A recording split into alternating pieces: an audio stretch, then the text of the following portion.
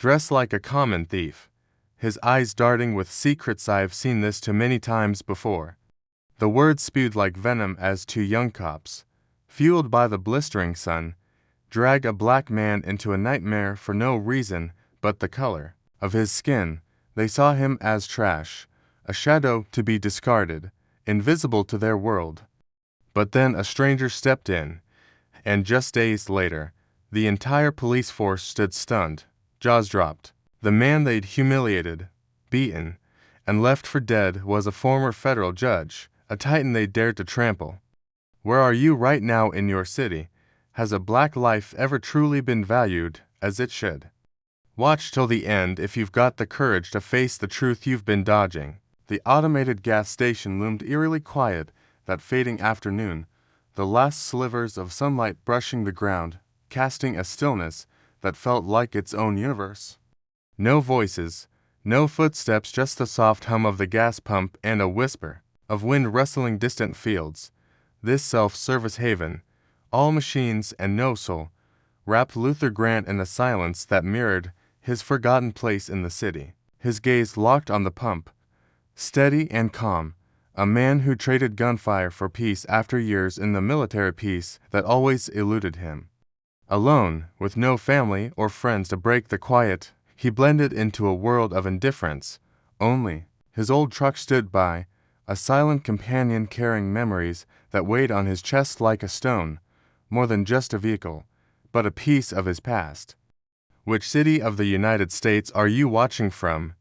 Drop a comment and share with us if you have any confrontation with the HOA. We'll narrate your story on our channel. Him, a part of his life that had already passed. The sky gradually changed color, the faint rays of sunlight insufficient to dispel the cold that surrounded him. Luther stood there, motionless, like a ghost in the real world. Suddenly, from a distance, the sound of children's laughter broke his focus. The children were playing cops and robbers, pretending to catch criminals, pulling each other into playful tussles and mock battles. This scene was normal for many, but for Luther, it felt like an unhealed wound. Those children were playing the very role he had devoted his life to protecting when he was a soldier. "Those kids won't understand," Luther muttered, gripping the gas nozzle tightly as if he wanted to crush it. "They don't know what the price of freedom is." Luther turned away, unwilling to look any longer. The sight of the children playing felt like a slap in the face to the painful memories within him. The years he spent fighting on the battlefield where he could never breathe, never rest. Back then, he was the one standing on the front lines, defending justice, fighting for those children to grow up in a free, fair country. But now, it felt like everything was a joke. His sacrifice, the comrades who fell, all seemed meaningless. All that remained was the terrifying silence where he and his old memories tore at each other in a world that had changed. Luther released the nozzle and took a slow step forward. His face crumpled. Each step felt heavy, as if he were carrying a weight so enormous that no one could understand. He no longer expected recognition or gratitude from anyone. It was too late for that. He looked up at the sky where the light was fading and wondered, does that fight, that ideal, still exist in this world? A cold wind blew through, and in that moment, Luther felt a surge of anger rising within him. He had sacrificed so much, endured so much, but now these young kids were laughing, playing, unaware that people like him had paid a heavy price for them to live in freedom and peace. And yet all he received in return was silence, indifference from the very society he had protected. Luther turned around and headed toward his pickup truck. It seemed like something had collapsed within him, not just the carefree children or the years that had passed, but the entire world he had hoped would be one of justice and freedom. Suddenly, Luther felt something was wrong. A heavy feeling, as if the atmosphere around him had suddenly become more cramped, more suffocating. He turned, his sharp eyes noticing a police car speeding toward the gas station without slowing down. The sound of the car getting closer grew louder, and Luther knew it wasn't just passing by. It was heading straight for him, just a little more, and the car would stop right next to him. The police car abruptly slowed, then stopped not far from Luther, close enough for him to feel the change in the air. Attention spread, and the silence was suddenly shattered by the quiet hum of the car's engine. The officers were Blake Turner and Mark Williams, who parked along the side of the road. Turner immediately focused his gaze on Luther. Blake Turner was a young officer, large in stature with an attitude always full of challenge. As soon as he stepped out of the car, Luther could sense something special in the way Turner didn't speak, but his eyes held suspicion. Turner's gaze wasn't just an observation.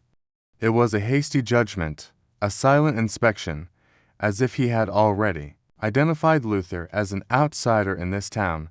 His eyes narrowed when he realized Luther's silent demeanor, as though he were a ghost he couldn't quite explain. From Turner's eyes, Luther felt impatience, frustration that was unmistakable. Before Luther could fully take in the situation, Turner turned to his colleague Mark Williams, another young officer, though seeming less tense. While Turner stood there challenging Luther with his stare, Williams glanced at him once and shrugged. It wasn't that he didn't feel the suspicion, but there was something in Luther's eyes that made him not press too many questions. But for Turner, everything wasn't that simple. To him, Luther immediately became a suspect in the eyes of an officer who wanted to maintain control. "Hey, new subject, ready for the game?" Turner said, his voice dripping with contempt, as if he had seen many people like Luther throughout his career. The tone made Luther feel like he was just part of a game full of suspicion that Turner was creating. Turner wasn't just evaluating him as a person, but as something to be checked, to be tested, and this time, Luther felt the discrimination in each word Turner uttered. Luther didn't immediately respond. He continued pumping gas into his truck, his hand moving steadily, slowly, but in his mind a storm had erupted. He had grown used to such checks, those suspicious glances. His years in the military were never easy, but the way officers like Turner looked at him made him feel exhausted, as if he could never escape this endless cycle. Every time he was scrutinized, it felt like he was pulled back into those days with no room for peace, only for observation, judgment, and facing a society he had always fought to protect, but had never truly accepted. Those looks from Turner made Luther reflect on everything he had done. He had fought for freedom, for justice, for a country where everyone could live freely and equally. But now, when he returned, he became the suspect, the one looked down upon. It wasn't the first time he had faced such glances, but this time, something was different. Turner's eyes weren't just filled with suspicion, but with unmistakable contempt, a silent yet powerful rejection. Luther felt his fingers tighten around the gas nozzle, his hand trembling slightly. He stood still, continuing to pump gas into his truck, unwilling to directly face those eyes, but inside, he knew that his silence was a protest against what Turner and people like him thought of him.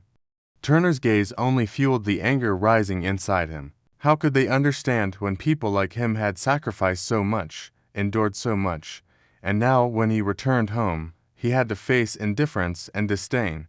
"What do they think of me?" Luther muttered, his voice hardening.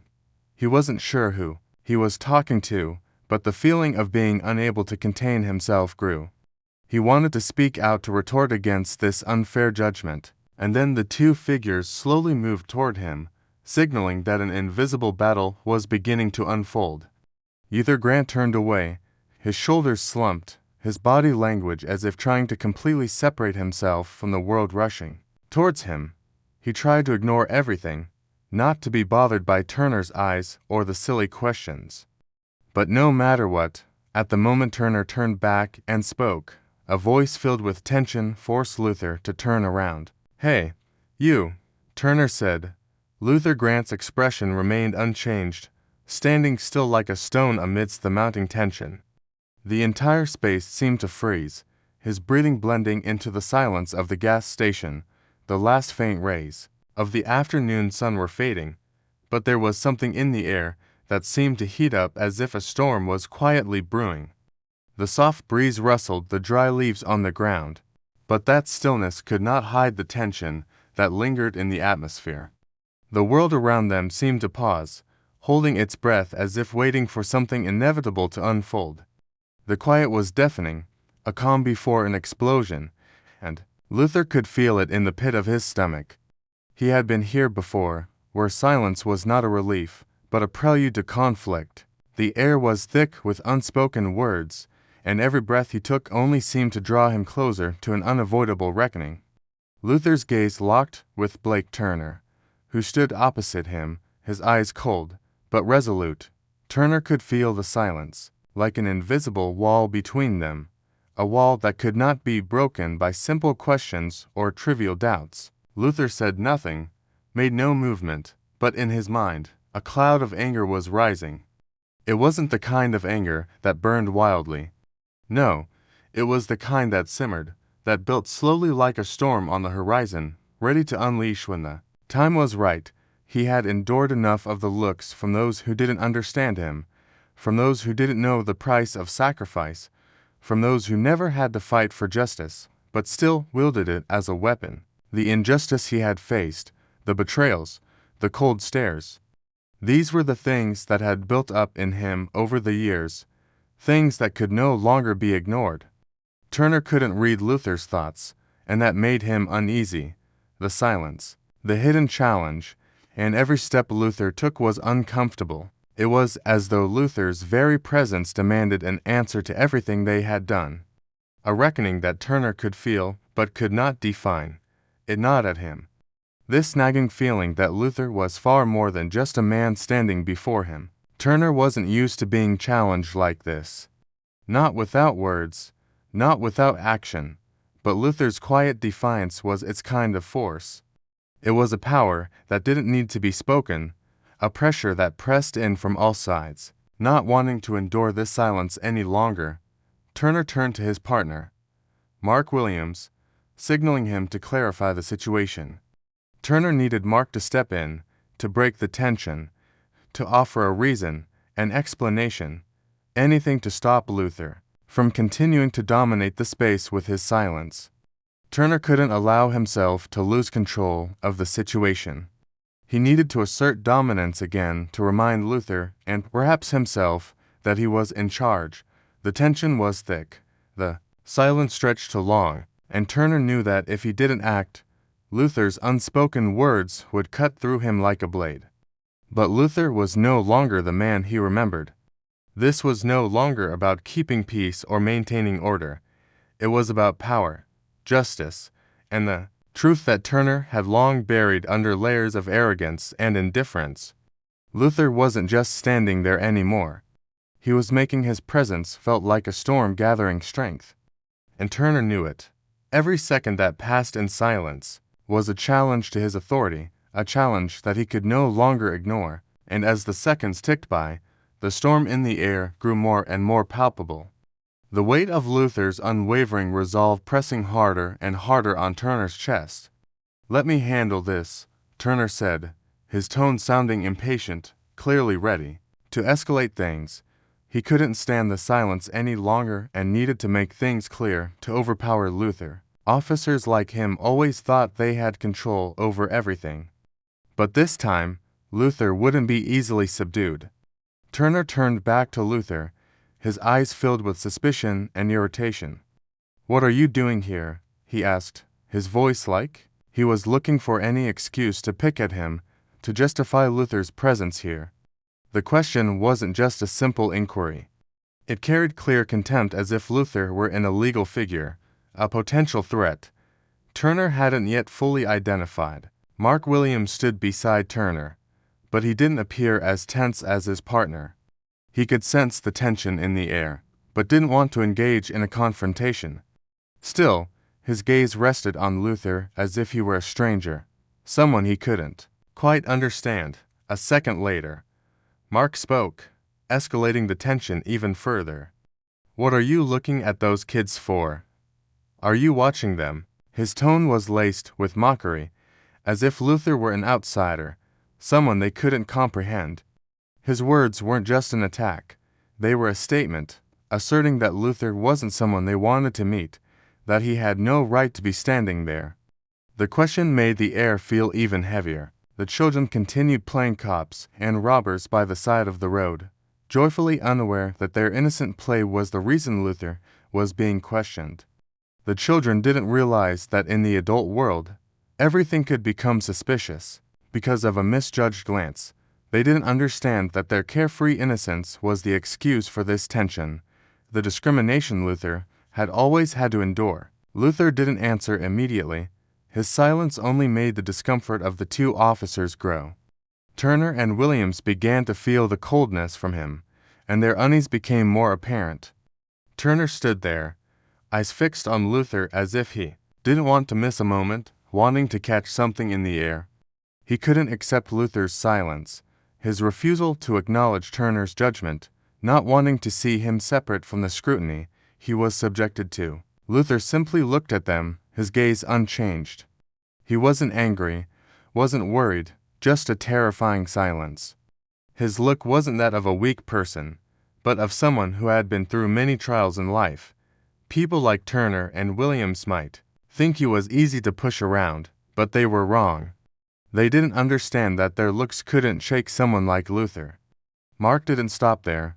He continued to question now with a hint of disdain in his voice. "You're not planning to do anything bad, are you? You look a little off standing here." His tone was nothing but mockery, and it made the atmosphere around them even more tense. Luther kept silent, his eyes fixed on Mark. Luther's silence was a challenge to the two officers. Turner began to lose control over the tension inside him. He didn't want to look at someone like Luther with that gaze, nor did he want to feel the unease of not being able to read his thoughts. Turner could no longer tolerate that calmness and felt as if he were being mocked, even though not a single word came from Luther's mouth. "All right, if you're not going to answer, we will check your car," Turner said, trying to maintain a cold tone. "There's nothing to be afraid of. Do you understand?" Luther did not respond, but his gaze grew more resolute, unwavering. He stood there, his eyes fixed on Turner, but he remained silent. His silence now wasn't one of fear, but one of control. Luther understood that this situation might not end well, but he wasn't afraid. Turner could not accept this silence. He stepped closer without hesitation. "We'll check the car, and if you don't cooperate, I'll report you," Turner said, his tone full of authority. The threat was clear in every word he uttered. He wanted to force Luther to admit to the guilt that he had invented in his mind. Luther remained in position, unmoving. In that moment, tension rose between them. The air seemed suffocated by their unspoken confrontation, and even a slight breeze passing through could not lessen the heaviness of the moment. Mark stood by, his gaze unchanged, just waiting for a signal from Turner to intervene. Both officers were intent on not taking their eyes off Luther as if he were an undefined threat. But Luther, though silent, made both of them feel like they were facing an impenetrable wall, a wall they could not break with mere looks or words. Luther stood there, his eyes seeming to pierce through everything, showing no fear, only uncheckable resolve. For a long time, he had been accustomed to facing discrimination and disdain. And now, before him stood two young officers trying to convince themselves that he was a threat. But Luther knew that people like them could only see a very small part of his story, and they could never understand it. Things began to spiral out of control when Turner ordered Mark to fetch some tools to inspect the vehicle. Those words were a clear signal of escalating tension, a signal that Luther immediately recognized. This was no longer just a normal conversation, but a silent invasion of his privacy. Mark began to open Luther's car door without asking for permission, a clear act of unnecessary pressure. It was a brutish manner, as if he were something to be checked and evaluated without reason. "We're going to check the car now," Mark said, his voice not very friendly, full of challenge. The words hit Luther like a cold slap. It wasn't just an unreasonable request, but a blatant violation of his freedom. The actions of the officers had crossed the line of fairness. This wasn't a legal inspection, but an act of coercion with no legitimate reason. And Luther could feel the rush in the way Turner and Mark treated him. Luther couldn't let this continue. He stepped forward, his hands clenched, but still no words came from his mouth. He wasn't one to be easily threatened, and the sensation of being threatened only strengthened his resolve to stand his ground. Both officers were testing him, and he couldn't let them win. The sense of helplessness that people like them often created in him was not something that would make him fear. It was their insult that made Luther want to rise, to resist. But then the tension of the situation became irreversible when Turner suddenly shoved Luther away. That push was not just a crude act, but also a declaration of his power. Luther lost his balance, stumbling into the corner of the car, then falling to the ground near the pickup truck. His breath became ragged, but he didn't resist. The pain didn't make him yield. It only made him more aware of the discrimination Turner was imposing on him. "We'll continue the search," Turner said, still gripping Luther's arm, pushing him down to the ground again, as if to reaffirm his power. A way to make Luther feel the oppression he was creating. "Don't resist anymore. Don't think I don't know what you're doing." Turner's voice was full of menace, the contempt for Luther's freedom. Turner believed he could subdue Luther this way, thinking that a physical blow would make him fear and bow before the authority of the police. Luther looked into Turner's eyes, his anger rising. He didn't just feel insulted. He felt as if he was being unjustly judged, stripped of his freedom for a misunderstanding. All the feelings of helplessness were gone, replaced by the unwavering determination not to back down. He was not a person who resisted without reason, but what Turner and Mark were doing, their actions were something he could not bear any longer. The tension between Luther and the two officers grew more intense, as if the air around them was shrinking. Every step Turner and Mark took, every mocking word they said made the already heavy atmosphere feel even more suffocating. Luther stood there, not resisting, but his heart filled with anger and resentment.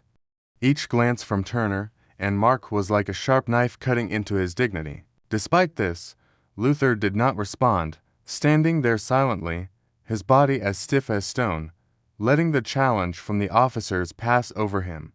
However, the tension couldn't last in silence forever.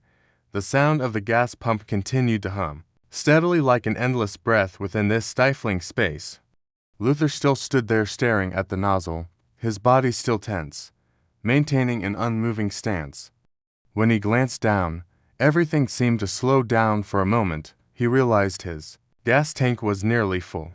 But what stood out was that the nozzle had overflowed with black fuel spilling onto the ground, forming a small puddle near his feet. A feeling of danger immediately rose within Luther, as if the space around him had suddenly become more oppressive than ever. His breathing became quicker, not out of fear, but from the mounting tension. In that moment, he couldn't shake the feeling of a chill running through him. Memories of war, of situations where he had faced peril, surged to the forefront of his mind, signaling that his attention needed to be fully focused on the situation at hand.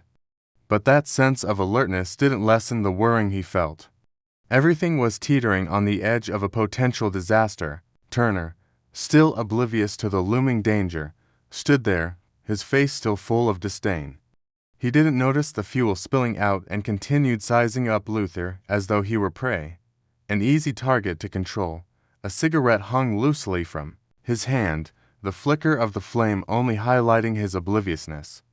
The tension hadn't dissipated, but Turner seemed entirely unaware. Quietly, he brought the cigarette to his mouth, exhaling smoke as if he were merely engaged in a game. The smoke drifted through the air, curling in the space, adding to the suffocating atmosphere. Mark noticed Turner begin to smoke, and in that moment, a thought sprang to his mind. He didn't speak, but the look on his face with a hint of challenge and curiosity seemed to signal his willingness to engage in the unfolding scenario. Something in Mark's eyes and unspoken camaraderie with Turner made it seem as though both were aligned, standing together in this power play. He didn't speak, but his silent involvement was unmistakable. Nur turned back to Luther, still unaware of the danger lurking in his steps. A mocking smile spread across his face as if everything happening was just a big joke to him. He threw the cigarette to the ground, paying no attention to the fuel that was quietly pooling nearby. The glow from the cigarette flickered in the air, just before it hit the ground, like a small flame about to spark a bigger fire. Luther could not ignore the acrid smell of gasoline in the air. It was like a warning, a clear sign that things were going off course. The stench clung to his nostrils, making him more alert than ever. This wasn't just any ordinary smell.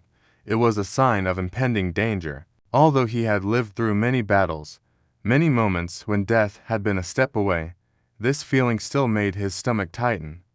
With each passing second, the smell of gasoline grew stronger, like a reminder that danger was creeping up. Right under his feet, the fumes rose into the air, forming thin wisps as if conveying a clear message.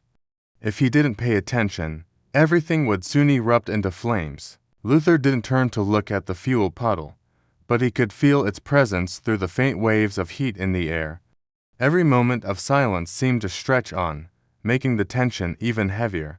Luther remained silent, but the anxiety inside him continued to rise. His silence wasn't out of fear, but out of waiting, a calmness in situations he had been familiar with.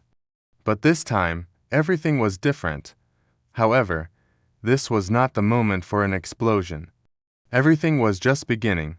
His penny was just beginning. Turner and Mark didn't realize the tension.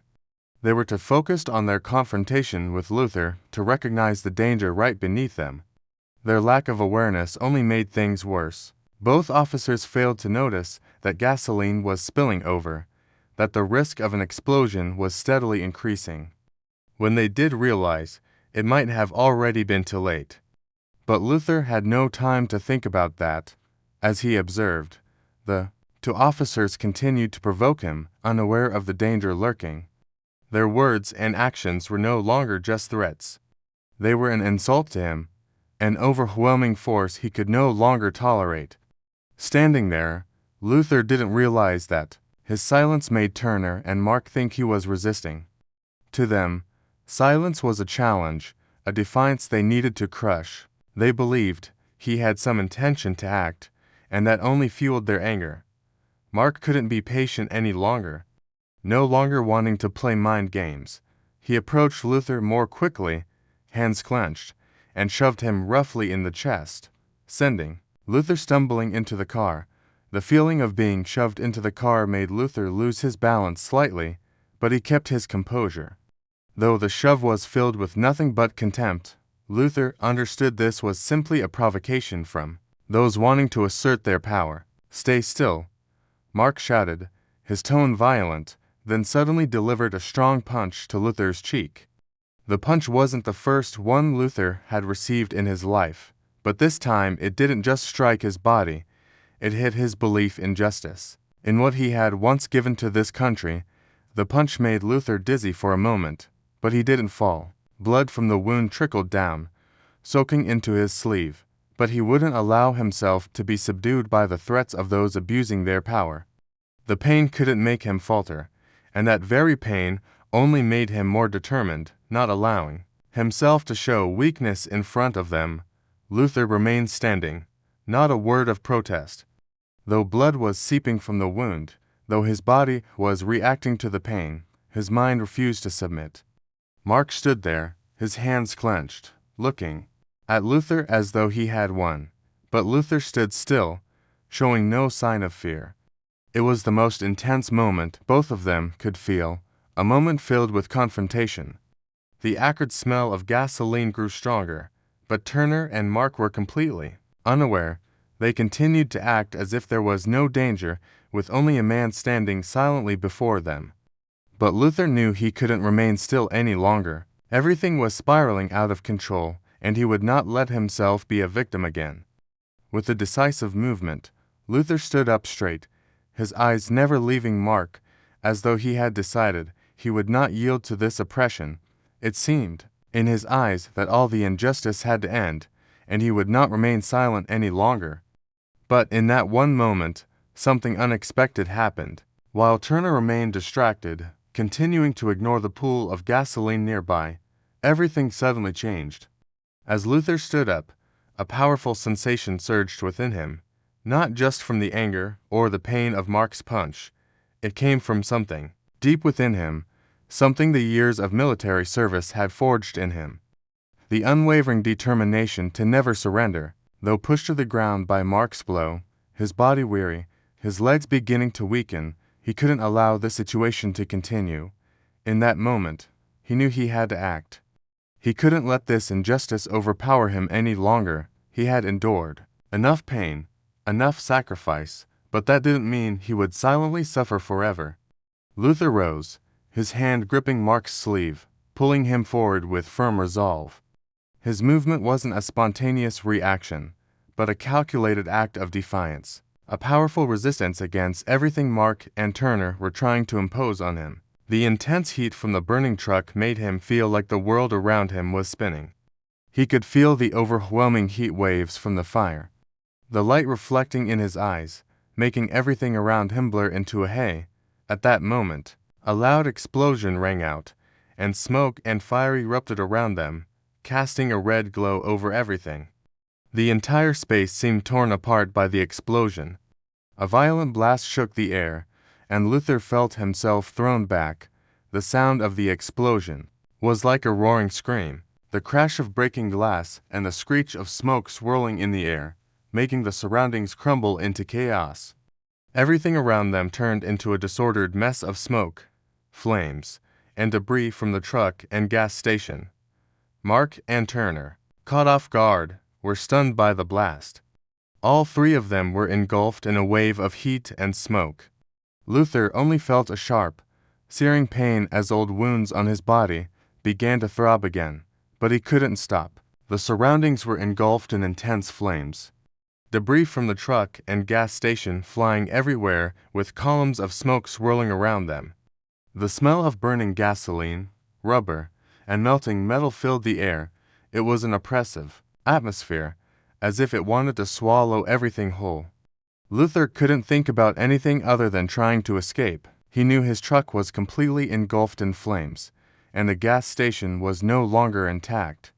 The fire was raging too fiercely, and the space had become more chaotic than ever. Despite the pain he was enduring, Luther gathered all his strength to remain standing, his hands gripping the truck, struggling to pull himself away from the waves of heat that were battering him. However, in that moment, Mark and Turner still hadn't fully realized the danger they were in. They only saw the flames and debris flying over their heads, unaware that they were standing in the heart of the storm. Mark was the first to recover from the explosion. Not only did he fail to thank Luther for saving him from the flames, but he also looked at him with deep resentment. "You trying to hurt me?" he shouted, his voice filled with hostility. "Then go die with your damn junk car."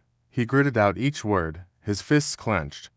In his eyes, there was no trace of gratitude or fear, only vengeance and a contemptuous attitude that was overwhelming. After saying this, Mark grabbed Luther by the neck and pulled him closer to the raging fire. If he wanted Luther to bear the responsibility for the incident, he wanted to make Luther feel excruciating pain, not only physically, but mentally as well. The fire flared up, towering columns of smoke rising, and in that moment, Luther felt fear rise within him, even though he was not one to be easily subdued. But the desperation, the fear of the fire spreading, combined with Mark's assault, made him feel his life was being directly threatened. Mark pushed Luther closer to the fire, and the sense of despair began to seep into his mind. The heat from the flames made his skin feel as if it were being scorched. But there was nothing he could do but fight against it. The intense burning sensation threatened to drown him, forcing him to close his eyes tightly, struggling to cope with the pain. Even so, he didn't collapse. He was not someone who would submit to people like Mark. But in that moment, Luther felt a searing pain engulf his body, his skin torn apart by the blistering heat of the fire. Mark and Turner didn't look back, no longer caring about Luther. Their coldness was not only shown through their actions of walking away, but also through their indifferent attitude, as if they had completely erased him from everything. They could only run from the scene, leaving him behind in the raging fire. No words of thanks, no compassion, and that feeling was like a knife cutting deeply into Luther's heart. To them, he was just a part of a power game they could discard when no longer needed. Like a worthless object with no value except to become a target for their revenge. Those who abuse power always find ways to suppress and punish people like him, those who refuse to bow down. This coldness made Luther feel like an invisible ghost left behind in the flames with no one noticing. The only but Luther did not allow himself to fall. Despite the pain in his body, despite the fire slowly consuming everything around him, he would not let himself appear weak in their eyes. Each step he took was a battle, not just for survival, but to prove that he was not someone easily crushed. The resilience inside him was something that could not be taken away. It could not be extinguished, no matter how fierce the fire burned. The years he had endured, the challenges he had faced were not meant for him to fall before these abusers of power. He had weathered stormy seas, faced death, and he would not allow himself to die meaninglessly in this fire. Every step he took, despite the pain, was a confirmation of his life. No matter how worn his body was, no matter how trapped he was around, Luther struggled to escape the fire. His body aching and burned, each movement was difficult. His body, pushed to its limits, the fire had grown too large, spreading everywhere, and he couldn't escape as quickly as he wanted. The intense heat enveloped his body, and waves of burning air seemed to want to consume everything. Sparks flew everywhere, tearing apart the air. He could only reach out in desperation, hoping someone would come to help him. But all he could do was stand there, resist the flames, and try to stay alive. No one was around, not a hand was extended to him. At that moment, Luther only had himself with his tired legs, with his nearly exhausted body, but he couldn't give up. The smoke was thick, the sparks glimmering in the air like an inescapable nightmare. Everything around him grew hazy, as if the world had turned into an endless black hole. The space around him seemed to dissolve, leaving only the flames and the explosions, the sounds of material being consumed. Luther felt weakness for the first time in his life. A feeling of being abandoned in the raging fire. Never had he felt so alone. Never had he faced death so directly. Yet the life within him would never fade. The feeling of death, of giving up, was just a bad dream he could not let himself fall into. Memories of the years he fought for justice, of what he had sacrificed for his country, kept him going with his last ounce of strength. Every image, every step he took on the battlefield, the comrades who had fallen for an ideal he always believed in all came to him, giving him strength. He couldn't die like this. He couldn't let those who abused power, those like Turner and Mark, kill him without facing consequences. They did not deserve to see him fall. They would never understand the pain he had endured, the price he paid for his battles. If he were to die, he would die in this fight, not in shame. The flames could burn his body, but they couldn't burn his faith, his resilience. Luther continued walking, each step a challenge, though the fire scorched him to the bone, though his body was weary, the wounds from war beginning to bleed again. He didn't stop. He had no right to give up. What he had protected, what he had fought for, was all waiting for him. To fall now was something he could never forgive himself for. The loud explosion echoed throughout the neighborhood, the sound not only causing a tremor in the air, but also waking up the quiet area around the gas station. Everything seemed to tear apart with the sound, an explosion, signaling that a disaster was unfolding, turning the previously calm space into chaos. People from the nearby houses heard the sound and rushed out to see what was happening. They hurried to the door, their eyes focused on the gas station, talking among themselves with no one understanding what was going on, all of them, like unconscious pawns being pushed into the middle of a battle. Their confused looks, those who had never witnessed such a horrific sight, exchanged glances as if seeking an explanation, but no words answered back. But as thick black smoke billowed up from the fire, people began to realize the seriousness of the situation. The gas station was on fire, flames were still raging, and everything around them was engulfed in smoke. The heat from the fire made everything around seem to blur, distorting the scene, making it unrecognizable. The sky suddenly darkened from the heavy black smoke swirling, the fire resembling monsters devouring everything in its path, leaving nothing but devastation in its wake. Amidst the chaos, a man stood at a distance, staring at the fire. When he noticed a figure within the flames, panic immediately rose in his chest. "There's someone in there," he shouted, his voice full of panic, as if even he couldn't believe what he was seeing. His eyes widened, unable to comprehend the scene before him, a strong instinct pushing him into action. Without another thought, he rushed toward the fire, shouting for help. "Help! Help!" he cried, his voice filled with urgency and fear, as if everything would collapse if they didn't act immediately. The people around him, no longer just standing by, widened their eyes, their bodies urged by an invisible force, and they charged toward the fire, disregarding the danger, trying to find someone who might be trapped in the flame. Meanwhile, another person pulled out their phone to call the fire department, their voice trembling, but there was no time to worry about anything else. "Police and fire need to come right away. The gas station is on fire. Someone's trapped in there." The voice crackled over the line, but all that could be heard was tension and fear.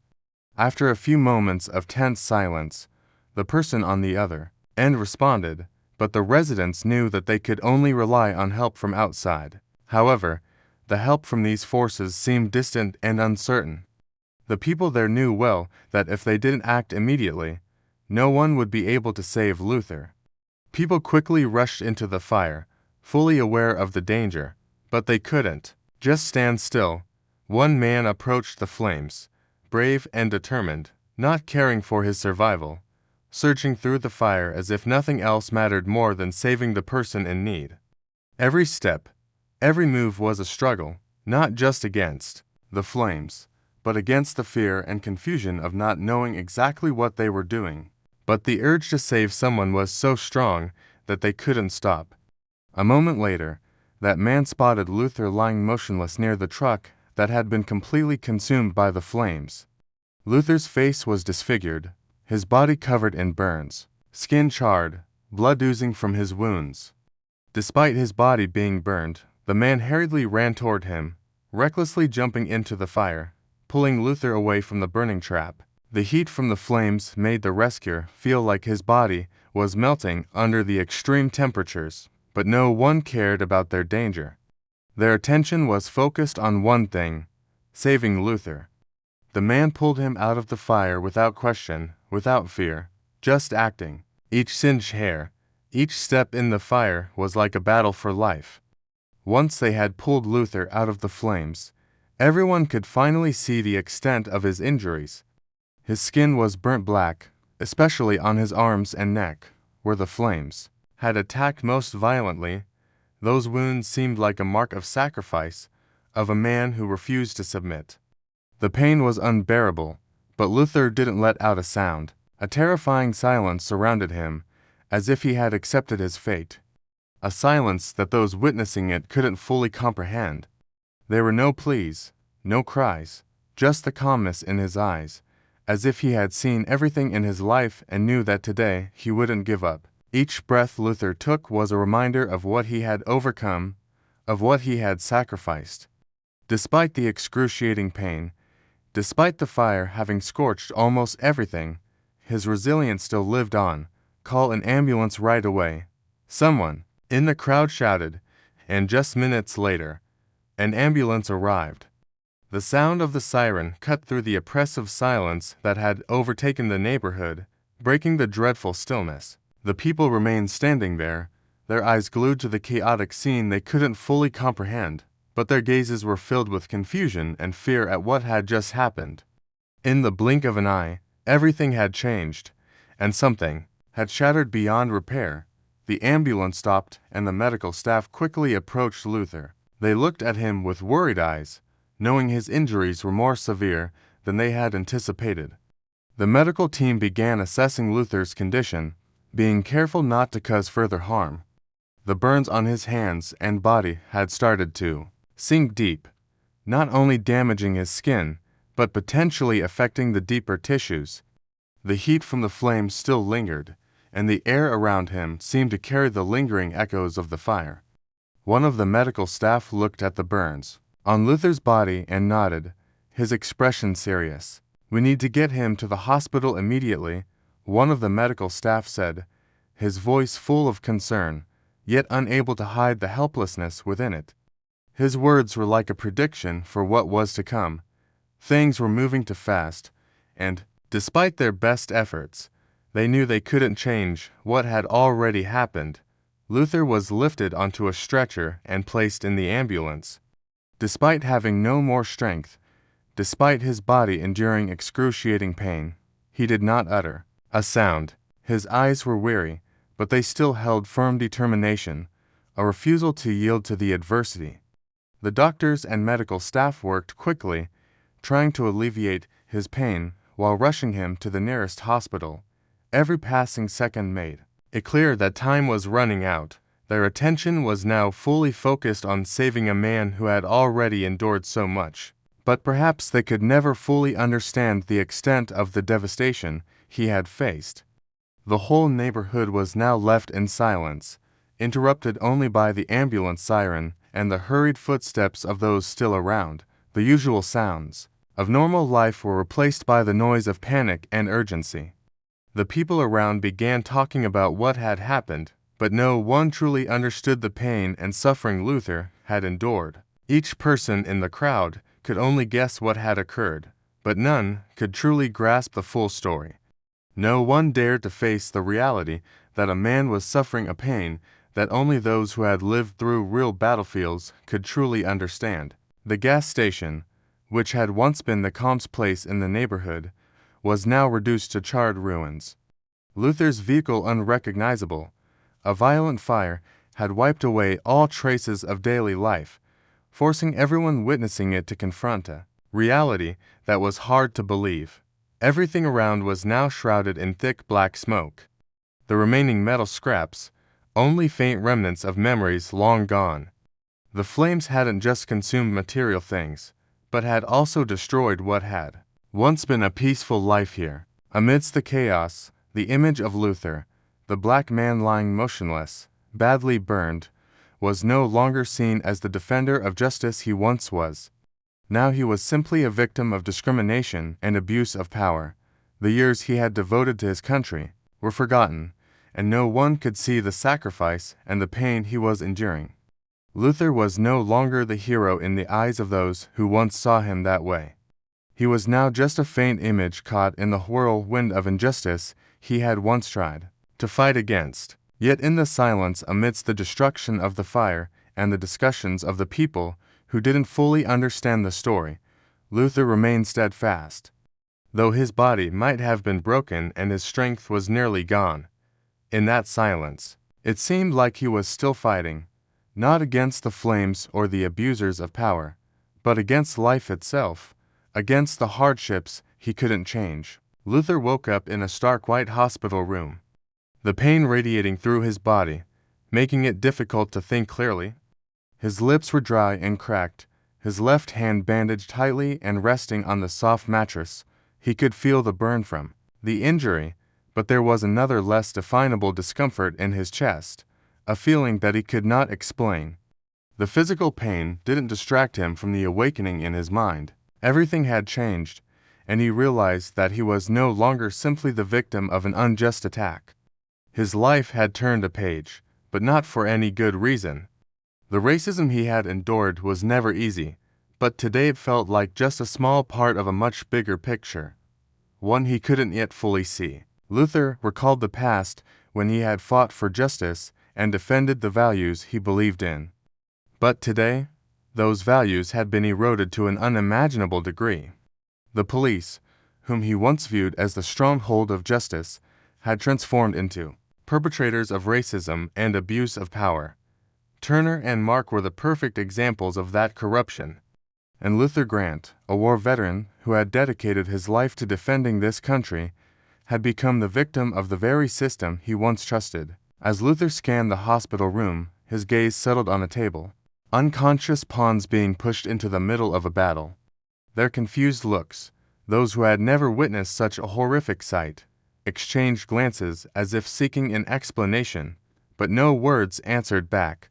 But as thick black smoke billowed up from the fire, people began to realize the seriousness of the situation.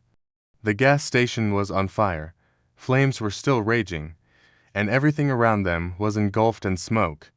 The heat from the fire made everything around seem to blur, distorting the scene, making it unrecognizable. The sky suddenly darkened from the heavy black smoke swirling, the fire resembling monsters devouring everything in its path, leaving nothing but devastation in its wake. Amidst the chaos, a man stood at a distance, staring at the fire. When he noticed a figure within the flames, panic immediately rose in his chest. "There's someone in there," he shouted, his voice full of panic, as if even he couldn't believe what he was seeing. His eyes widened, unable to comprehend the scene before him, a strong instinct pushing him into action. Without another thought, he rushed toward the fire, shouting for help. "Help! Help!" he cried, his voice filled with urgency and fear, as if everything would collapse if they didn't act immediately. The people around him, no longer just standing by, widened their eyes, their bodies urged by an invisible force, and they charged toward the fire, disregarding the danger, trying to find someone who might be trapped in the flame. Meanwhile, another person pulled out their phone to call the fire department, their voice trembling, but there was no time to worrying about anything else. "Police and fire need to come right away. The gas station is on fire. Someone's trapped in there." The voice crackled over the line, but all that could be heard was tension and fear. After a few moments of tense silence, the person on the other end responded, but the residents knew that they could only rely on help from outside. However, the help from these forces seemed distant and uncertain. The people there knew well that if they didn't act immediately, no one would be able to save Luther. People quickly rushed into the fire, fully aware of the danger, but they couldn't just stand still. One man approached the flames, brave and determined, not caring for his survival, searching through the fire as if nothing else mattered more than saving the person in need. Every step, every move was a struggle, not just against the flames, but against the fear and confusion of not knowing exactly what they were doing. But the urge to save someone was so strong that they couldn't stop. A moment later, that man spotted Luther lying motionless near the truck that had been completely consumed by the flames. Luther's face was disfigured, his body covered in burns, skin charred, blood oozing from his wounds. Despite his body being burned, the man hurriedly ran toward him, recklessly jumping into the fire, pulling Luther away from the burning trap. The heat from the flames made the rescuer feel like his body was melting under the extreme temperatures, but no one cared about their danger. Their attention was focused on one thing: saving Luther. The man pulled him out of the fire without question, without fear, just acting. Each singed hair, each step in the fire was like a battle for life. Once they had pulled Luther out of the flames, everyone could finally see the extent of his injuries. His skin was burnt black, especially on his arms and neck, where the flames had attacked most violently. Those wounds seemed like a mark of sacrifice, of a man who refused to submit. The pain was unbearable, but Luther didn't let out a sound. A terrifying silence surrounded him, as if he had accepted his fate. A silence that those witnessing it couldn't fully comprehend. There were no pleas, no cries, just the calmness in his eyes, as if he had seen everything in his life and knew that today he wouldn't give up. Each breath Luther took was a reminder of what he had overcome, of what he had sacrificed. Despite the excruciating pain, despite the fire having scorched almost everything, his resilience still lived on. "Call an ambulance right away," someone in the crowd shouted, and just minutes later, an ambulance arrived. The sound of the siren cut through the oppressive silence that had overtaken the neighborhood, breaking the dreadful stillness. The people remained standing there, their eyes glued to the chaotic scene they couldn't fully comprehend, but their gazes were filled with confusion and fear at what had just happened. In the blink of an eye, everything had changed, and something had shattered beyond repair. The ambulance stopped, and the medical staff quickly approached Luther. They looked at him with worried eyes, knowing his injuries were more severe than they had anticipated. The medical team began assessing Luther's condition, being careful not to cause further harm. The burns on his hands and body had started to sink deep, not only damaging his skin, but potentially affecting the deeper tissues. The heat from the flames still lingered, and the air around him seemed to carry the lingering echoes of the fire. One of the medical staff looked at the burns on Luther's body and nodded, his expression serious. "We need to get him to the hospital immediately," one of the medical staff said, his voice full of concern, yet unable to hide the helplessness within it. His words were like a prediction for what was to come. Things were moving too fast, and, despite their best efforts, they knew they couldn't change what had already happened. Luther was lifted onto a stretcher and placed in the ambulance.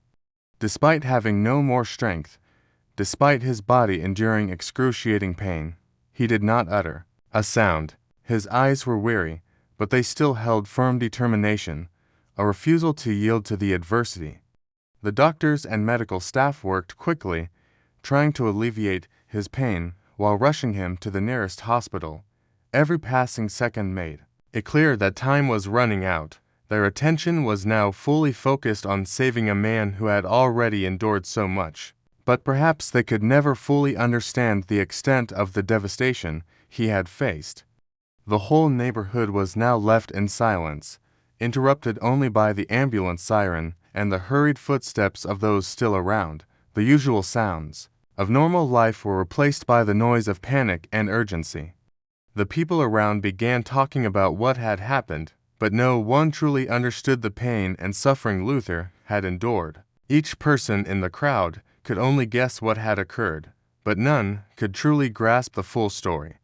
No one dared to face the reality that a man was suffering a pain that only those who had lived through real battlefields could truly understand. The gas station, which had once been the calmest place in the neighborhood, was now reduced to charred ruins.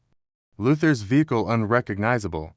A violent fire had wiped away all traces of daily life, forcing everyone witnessing it to confront a reality that was hard to believe.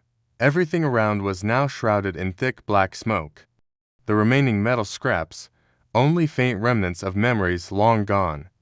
The flames hadn't just consumed material things, but had also destroyed what had once been a peaceful life here. Amidst the chaos, the image of Luther, the black man lying motionless, badly burned, was no longer seen as the defender of justice he once was. Now he was simply a victim of discrimination and abuse of power. The years he had devoted to his country were forgotten, and no one could see the sacrifice and the pain he was enduring. Luther was no longer the hero in the eyes of those who once saw him that way. He was now just a faint image caught in the whirlwind of injustice he had once tried to fight against. Yet in the silence amidst the destruction of the fire and the discussions of the people who didn't fully understand the story, Luther remained steadfast. Though his body might have been broken and his strength was nearly gone, in that silence, it seemed like he was still fighting, not against the flames or the abusers of power, but against life itself, against the hardships he couldn't change. Luther woke up in a stark white hospital room, the pain radiating through his body, making it difficult to think clearly. His lips were dry and cracked, his left hand bandaged tightly and resting on the soft mattress. He could feel the burn from the injury, but there was another less definable discomfort in his chest, a feeling that he could not explain. The physical pain didn't distract him from the awakening in his mind. Everything had changed, and he realized that he was no longer simply the victim of an unjust attack. His life had turned a page, but not for any good reason. The racism he had endured was never easy, But today it felt like just a small part of a much bigger picture, one he couldn't yet fully see. Luther recalled the past when he had fought for justice and defended the values he believed in. But today, those values had been eroded to an unimaginable degree. The police, whom he once viewed as the stronghold of justice, had transformed into perpetrators of racism and abuse of power. Turner and Mark were the perfect examples of that corruption.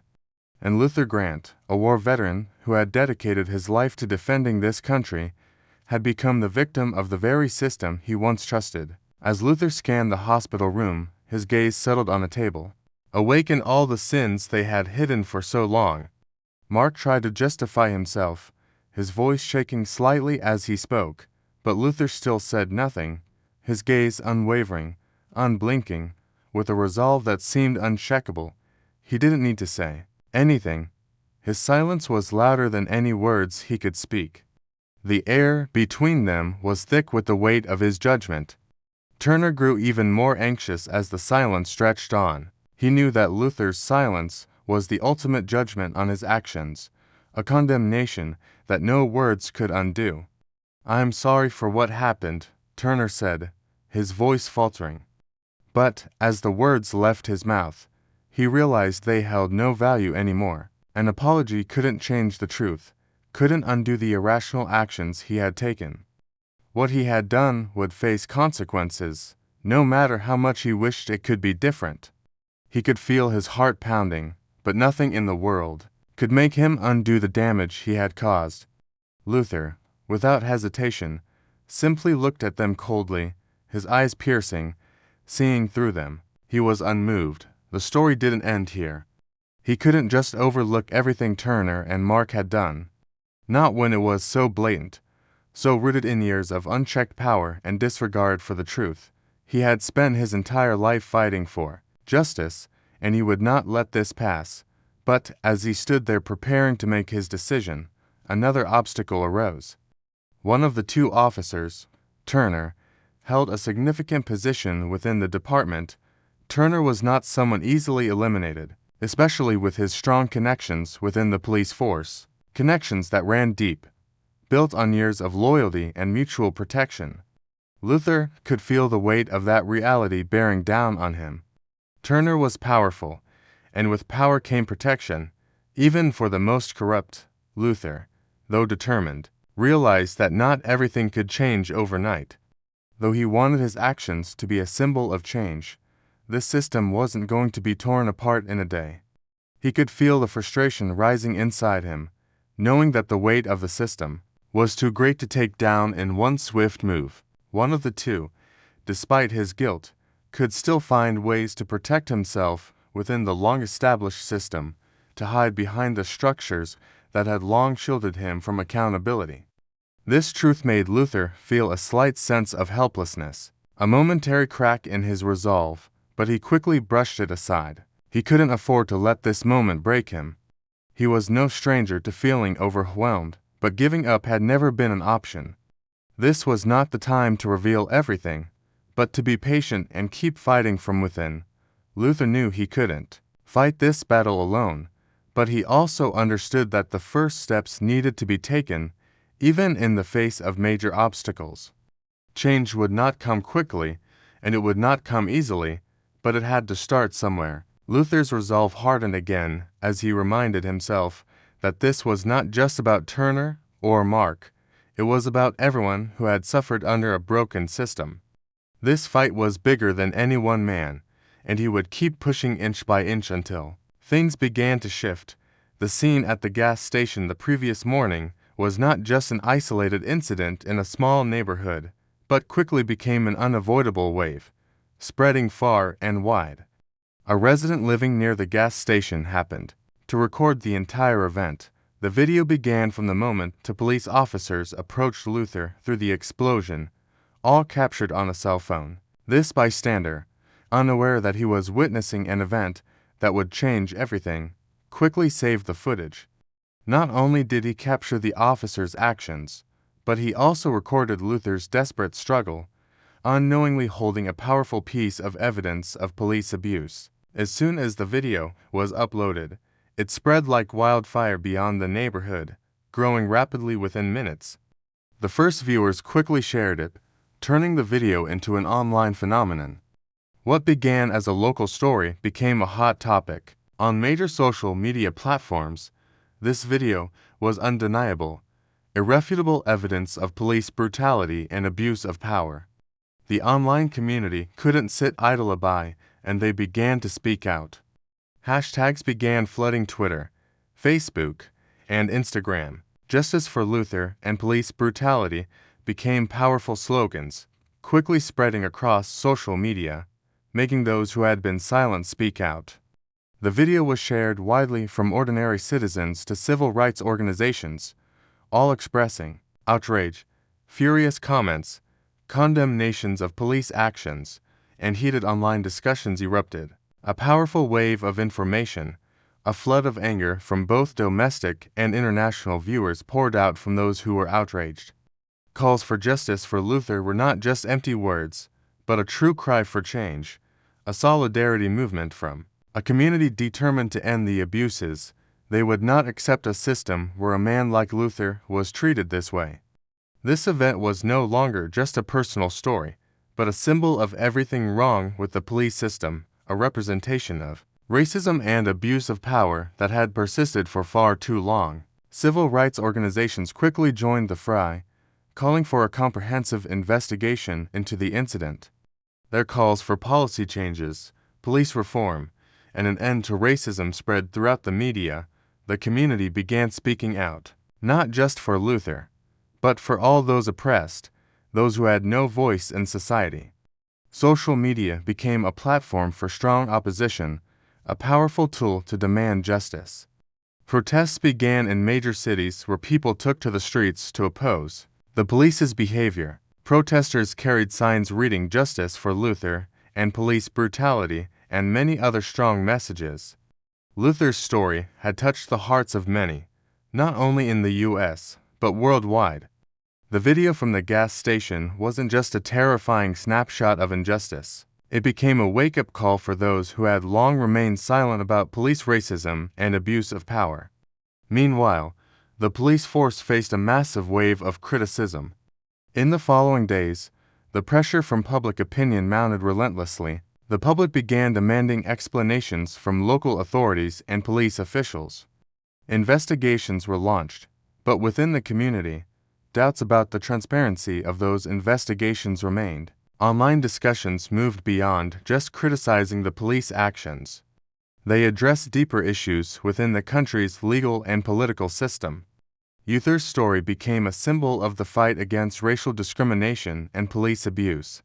However, the social media explosion also put immense pressure on the authorities and the police. Misinformation started spreading, with articles blaming Luther rather than the officers. But these efforts couldn't extinguish the fiery call for justice. Social media continued to be the platform for spreading outrage and demanding justice for Luther. More people began to realize that this wasn't just one person's story, but a serious societal issue that needed addressing. Protests continued to spread, and many public figures, from celebrities to politicians, began to speak out in support of Luther. Their words strengthened the unity within the community. This was not just the struggle of a man facing racism, but the fight for all the oppressed, for a fairer society.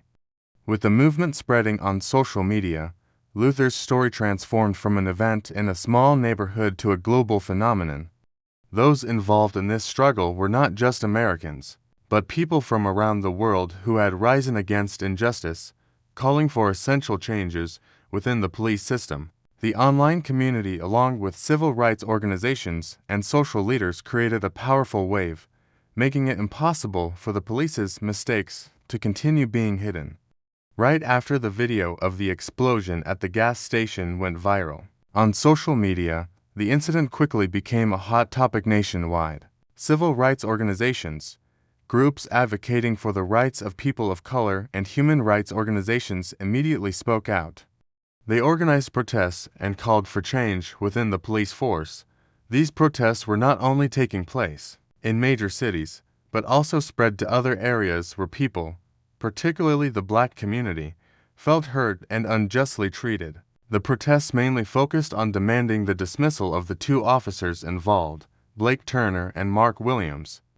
Bold signs reading, "Justice for Luther" and "End Police Brutality" were held up during the marches. People began to speak out, strongly demanding justice for Luther, an innocent man who had been severely subjected to police misconduct and racism.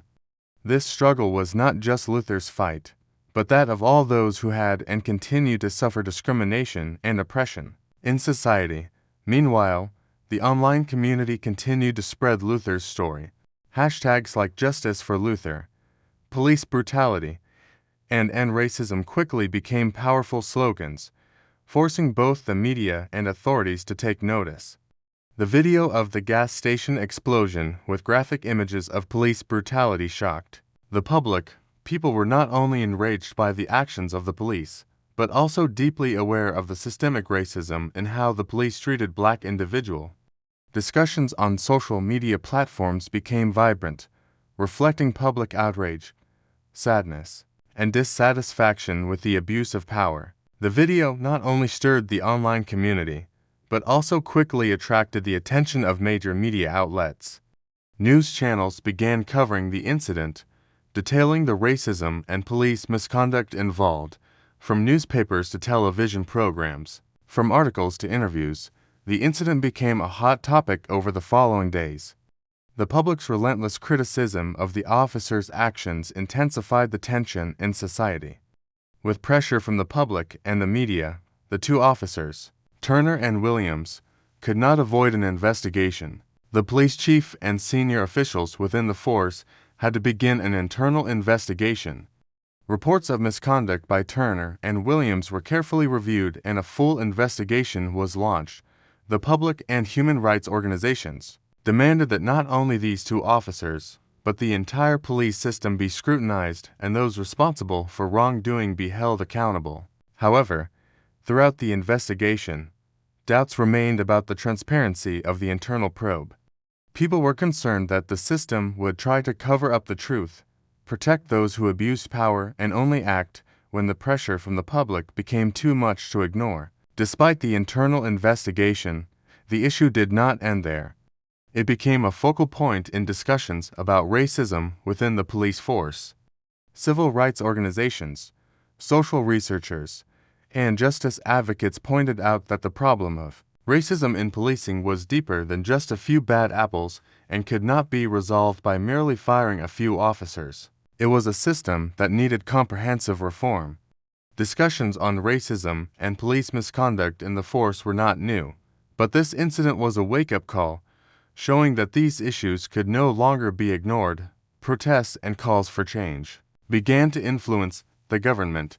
Discussions grew louder and police reform became a hot topic in elections and political agendas. Government officials and leaders of major cities began to realize that they could no longer overlook the issue. Calls for reform, the removal of racist policies, and the overhaul of law enforcement agencies became more urgent than ever. One-liners in Texas were drawn in to look at protesters, and the law enforcement agencies began to overlook the issue. Calls for reform, the removal of racist policies, and the overhaul of law enforcement agencies began to overlook the issues. Government officials and leaders of major cities began to overlook the issues. Calls for reform, the removal of racist policies, and the overhaul of law enforcement agencies began to overlook the issues. Government officials and leaders.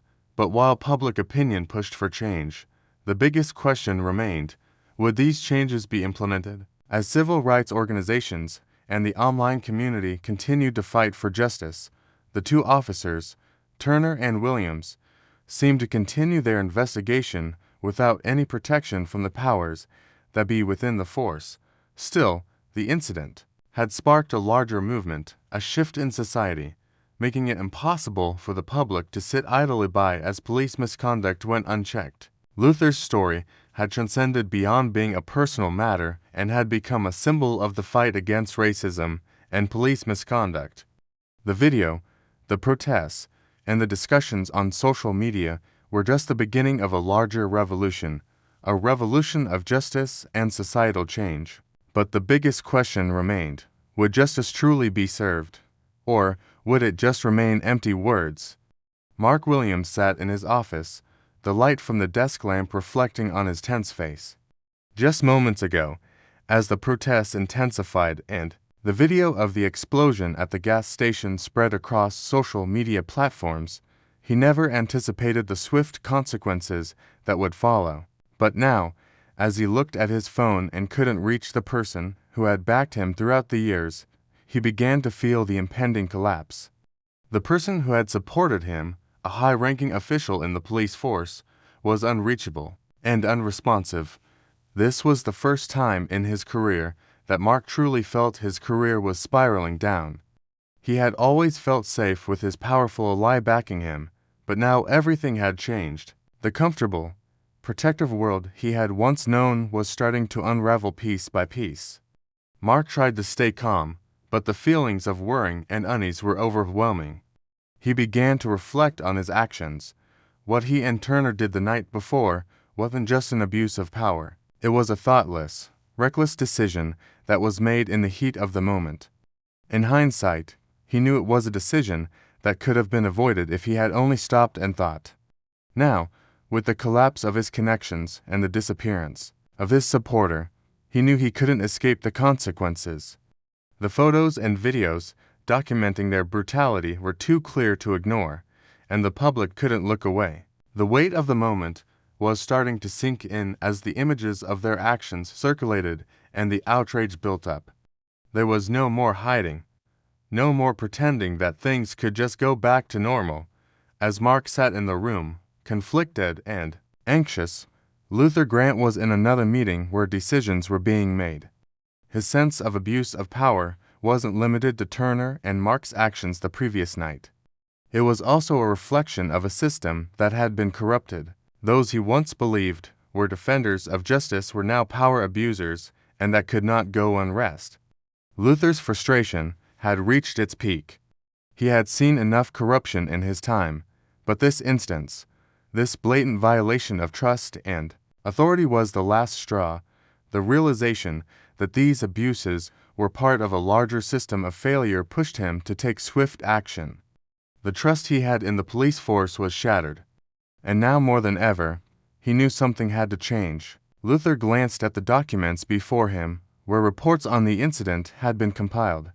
And in his mind, there was no room for leniency. Internal investigations had been conducted, and while public opinion demanded swift action, Luther knew he couldn't delay. The anxiety about whether his decision would be strong enough to change everything pushed him to act. He understood the magnitude of what he was about to do, and he knew that this decision would set a precedent.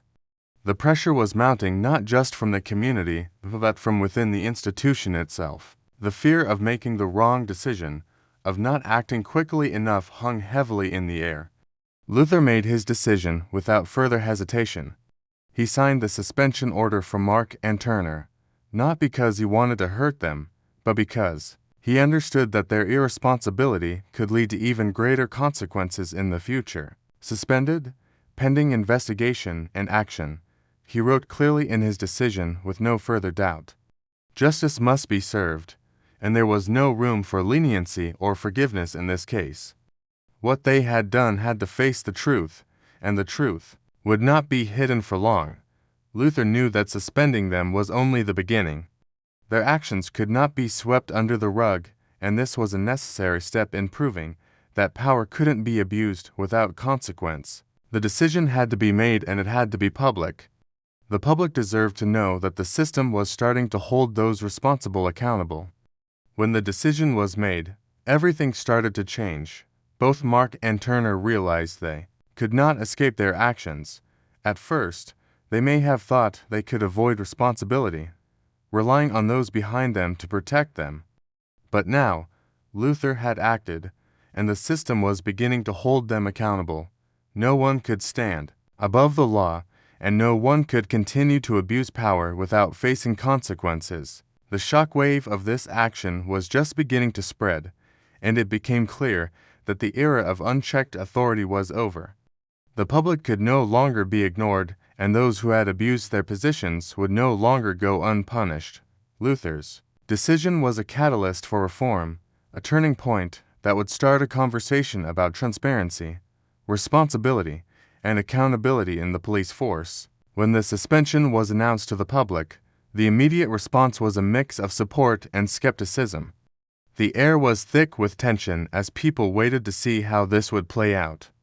The investigation, the scrutiny, and the media's attention were now squarely on the actions of Mark and Turner.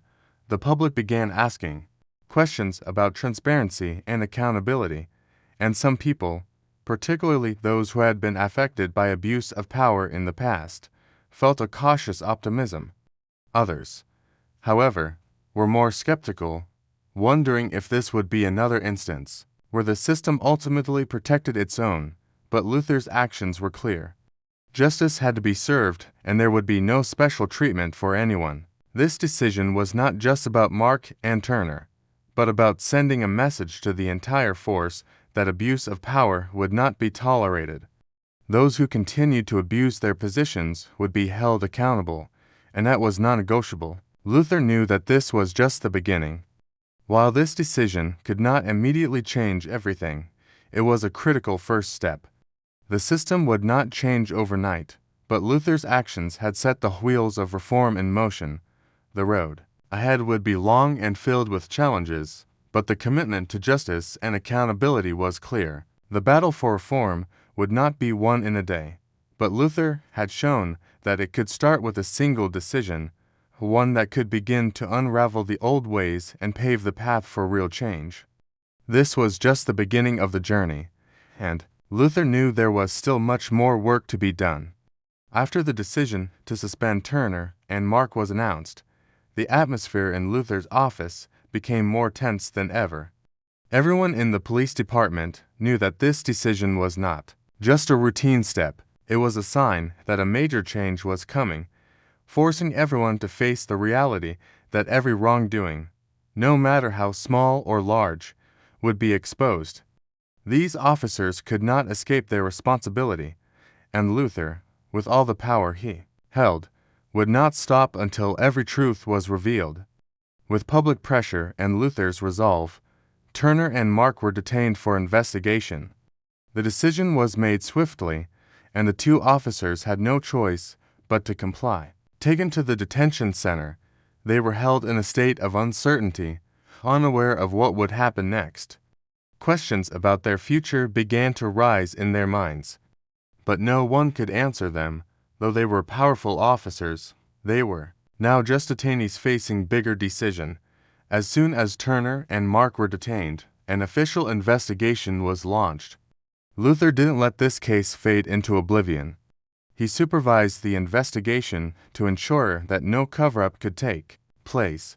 Evidence began to emerge from all angles, from video footage of the incident to testimonies from witnesses, all pointing to the officers' misconduct. Their attempts to cover up their actions were futile as every piece of evidence worked against them. The false reports they had previously written were now exposed, and their words became meaningless in the eyes of the investigators. Luther didn't just watch from the sidelines. He participated directly in the process, overseeing every step of the investigation. Luther knew that transparency and fairness in this investigation were paramount. Nevertheless, Luther knew that the lines of communication were at their worst level. The more powerful the line, the more connection there was between perpetrator and victim. Luther didn't just walk away. The more powerful the line, the more connection there. No mistakes could be overlooked. No compromises could be made. He demanded that all documents related to the case be presented immediately without delay. Investigators worked tirelessly ensuring no negligence. Luther understood that this was not just an investigation of Turner and Mark, but a pivotal investigation for the entire police system. Evidence continued to surface, and with each discovery, a greater outrage spread through the community. The deeper the investigation went, the more the officers' misconduct was uncovered. These officers had not only abused their power in dealing with Luther, but also had a long history of applying the law arbitrarily, acting under the protection of a corrupted system. Evidence of previous cases they had been involved in began to surface, and the testimonies of former victims further clarified the extent of the brutality they had inflicted. But Luther didn't stop at investigating just one case. He knew that this fight wasn't just his, but also the fight of those who had been oppressed, of those who had been abused by the power within the police system. His decision wasn't only about firing these two officers, but about exposing and cleansing the police system so that no one else would have to suffer such actions again. Every step forward in the investigation was a step towards greater reform within the police force. Luther's decision to investigate didn't just stop at Turner and Mark. It was part of a bigger picture, a picture he wanted to complete. He didn't just want to see these officers punished. He wanted to change the system they had exploited, a system he had once trusted, but now had been manipulated by power abusers. Luther didn't just want to set an example for Turner and Mark, but to create a wave of change throughout the entire police force, making it more just and transparent. This truth began to spread, and not only the public, but also civil rights organizations joined the struggle. More and more people stood up demanding reform, calling for an end to racial discrimination in the police force and insisting that justice be fully served. Social media continued to amplify the calls for change, and protests didn't stop. The community welcomed the progress in this investigation as a sign of change. They didn't want incidents like this to happen again, and they wouldn't let them go unnoticed. With each step of the investigation, Luther's determination became more evident. Those in the police force may not understand it, but he would not give up. This battle wasn't just his, but everyone who had been oppressed, those without a voice. Luther wouldn't allow any abuser of power to escape punishment, and he would not stop until justice was served. After the Turner and Mark incident was addressed, Luther realized that true reform in the police force could only be achieved by changing it from the ground up. Otherwise, events like this would continue to repeat. Although the decision to fire Grayson and initiate an investigation marked an important step, Luther understood that real reform had to be a long-term, comprehensive process that couldn't stop temporary action. This was not just his battle, but an opportunity to create meaningful change for future generations. With determination in his eyes, Luther began drafting a plan for comprehensive police reform. He not only drew from lessons learned in the past, but also sought assistance from experts, civil rights organizations, and individuals experienced in changing the police system. Luther knew that the police force could no longer operate as it had, maintaining an environment where racial discrimination and abuse of power were tolerated to change the system. He needed to start with the very foundation of the force.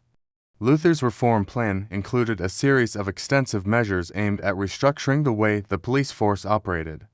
He proposed a comprehensive training program for all officers, focusing not just on professional expertise, but on how to engage with communities, particularly minority groups. This training would include legal knowledge, but also courses on equality, human rights, and respect for every individual regardless of race, ethnicity, or gender. He also suggested changes to the recruitment process, aiming to find candidates who were not only skilled but also had strong professional ethics. Luther also decided to implement new hiring policies to ensure that those joining the police force were genuinely committed to serving justice and protecting the community, not seeking power or holding discriminatory views. Those recruited would undergo a rigorous screening process, including ethical evaluations and assessments of their respect for human rights. This would help build a police force that was not only physically and tactically strong, but also compassionate and socially responsible. Luther's plan wasn't limited to training and recruitment. He also wanted to change how police operated within the community. One of the key steps in the reform plan was increasing transparency and accountability within the police force.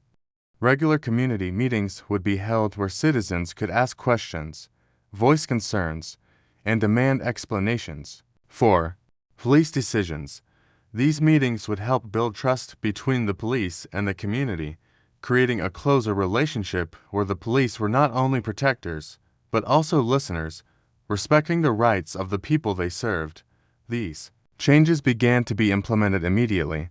Civil rights organizations and community groups participated in the training and oversight process, ensuring that the reform measures weren't just theoretical, but were being carried out effectively. New officers began to notice the changes, and even long-standing officers started to realize that their work environment would no longer be the same. They would face stricter scrutiny, be held more accountable for their actions, and most importantly would have to respect justice and human rights. Luther's reform plan, while a monumental shift in the police force, was not an easy task. These changes challenged centuries-old structures, and resistance from conservative elements within the police was inevitable. However, Luther understood that this was a long fight and he would not give up. He believed that if he could change the police force, he could create a real shift in society at large. The small steps taken today would be the first bricks in building a fair and transparent justice system for all. Although the reforms were not yet perfect, they had already shown promising signs of progress. The marches demanding justice for Luther were no longer just protests against injustice, but calls for widespread societal change. The public began to see their police officers not merely as individuals with unchecked authority, but as community servants.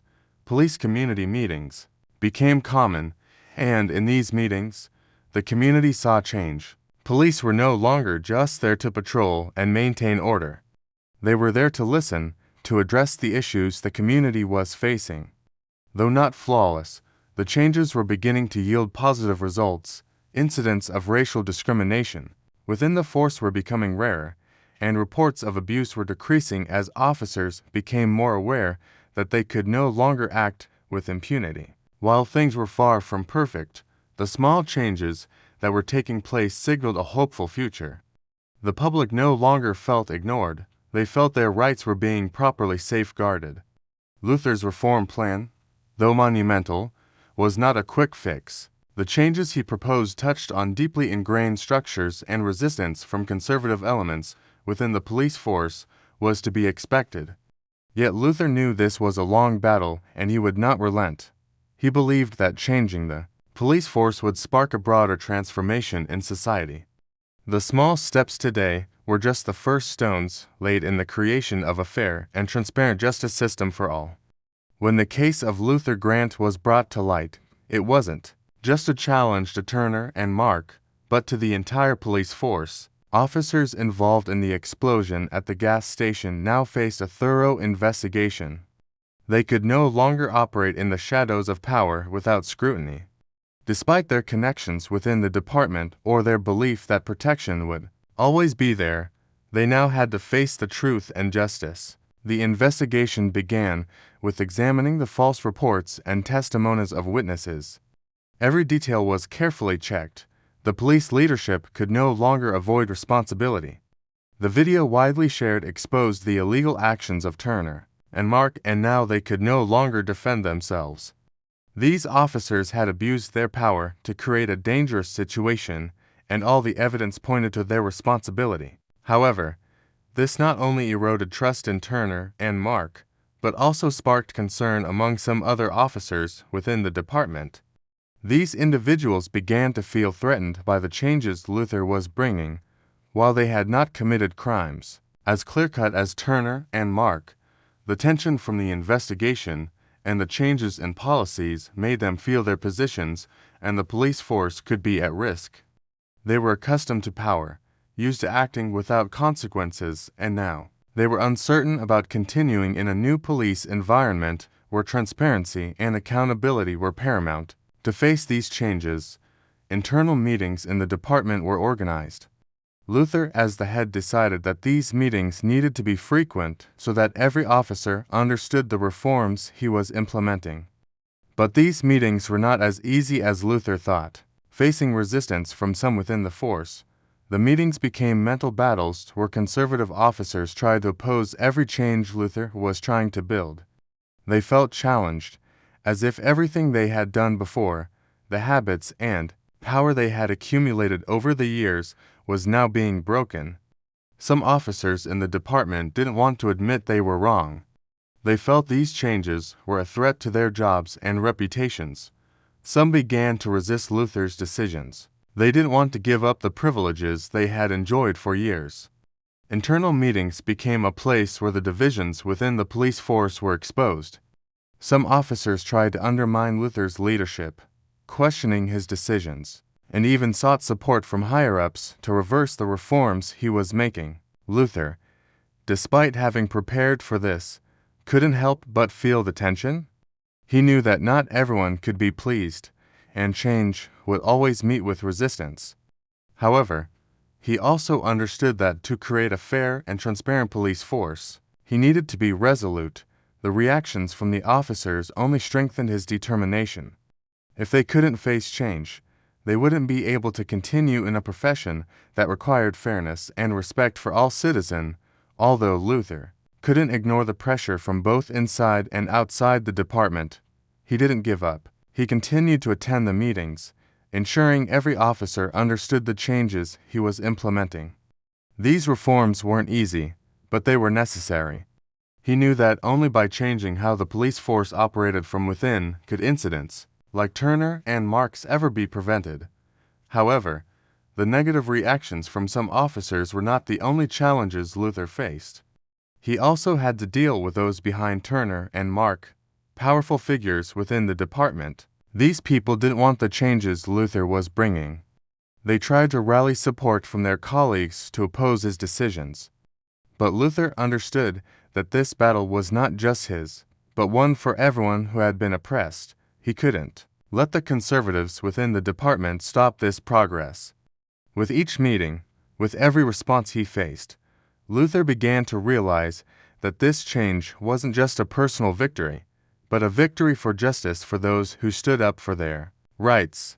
The opposition from the older officers was merely a challenge to prove that he would not abandon his goal.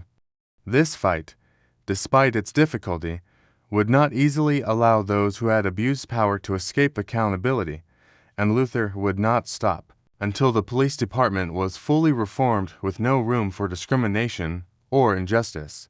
When Luther took on the role of police chief, he knew that to truly change a profession that had long been tainted by racism and abuse of power, he needed to do more than address isolated incidents. To achieve real reform, he had to review the entire police force, remove unfit individuals, and create a more transparent and just environment. The incidents involving Turner and Mark were just the beginning of the sweeping changes he intended to implement in the department. Luther understood that a single incident could not define the problem. What mattered was reshaping the entire system to ensure fairness and accountability for everyone.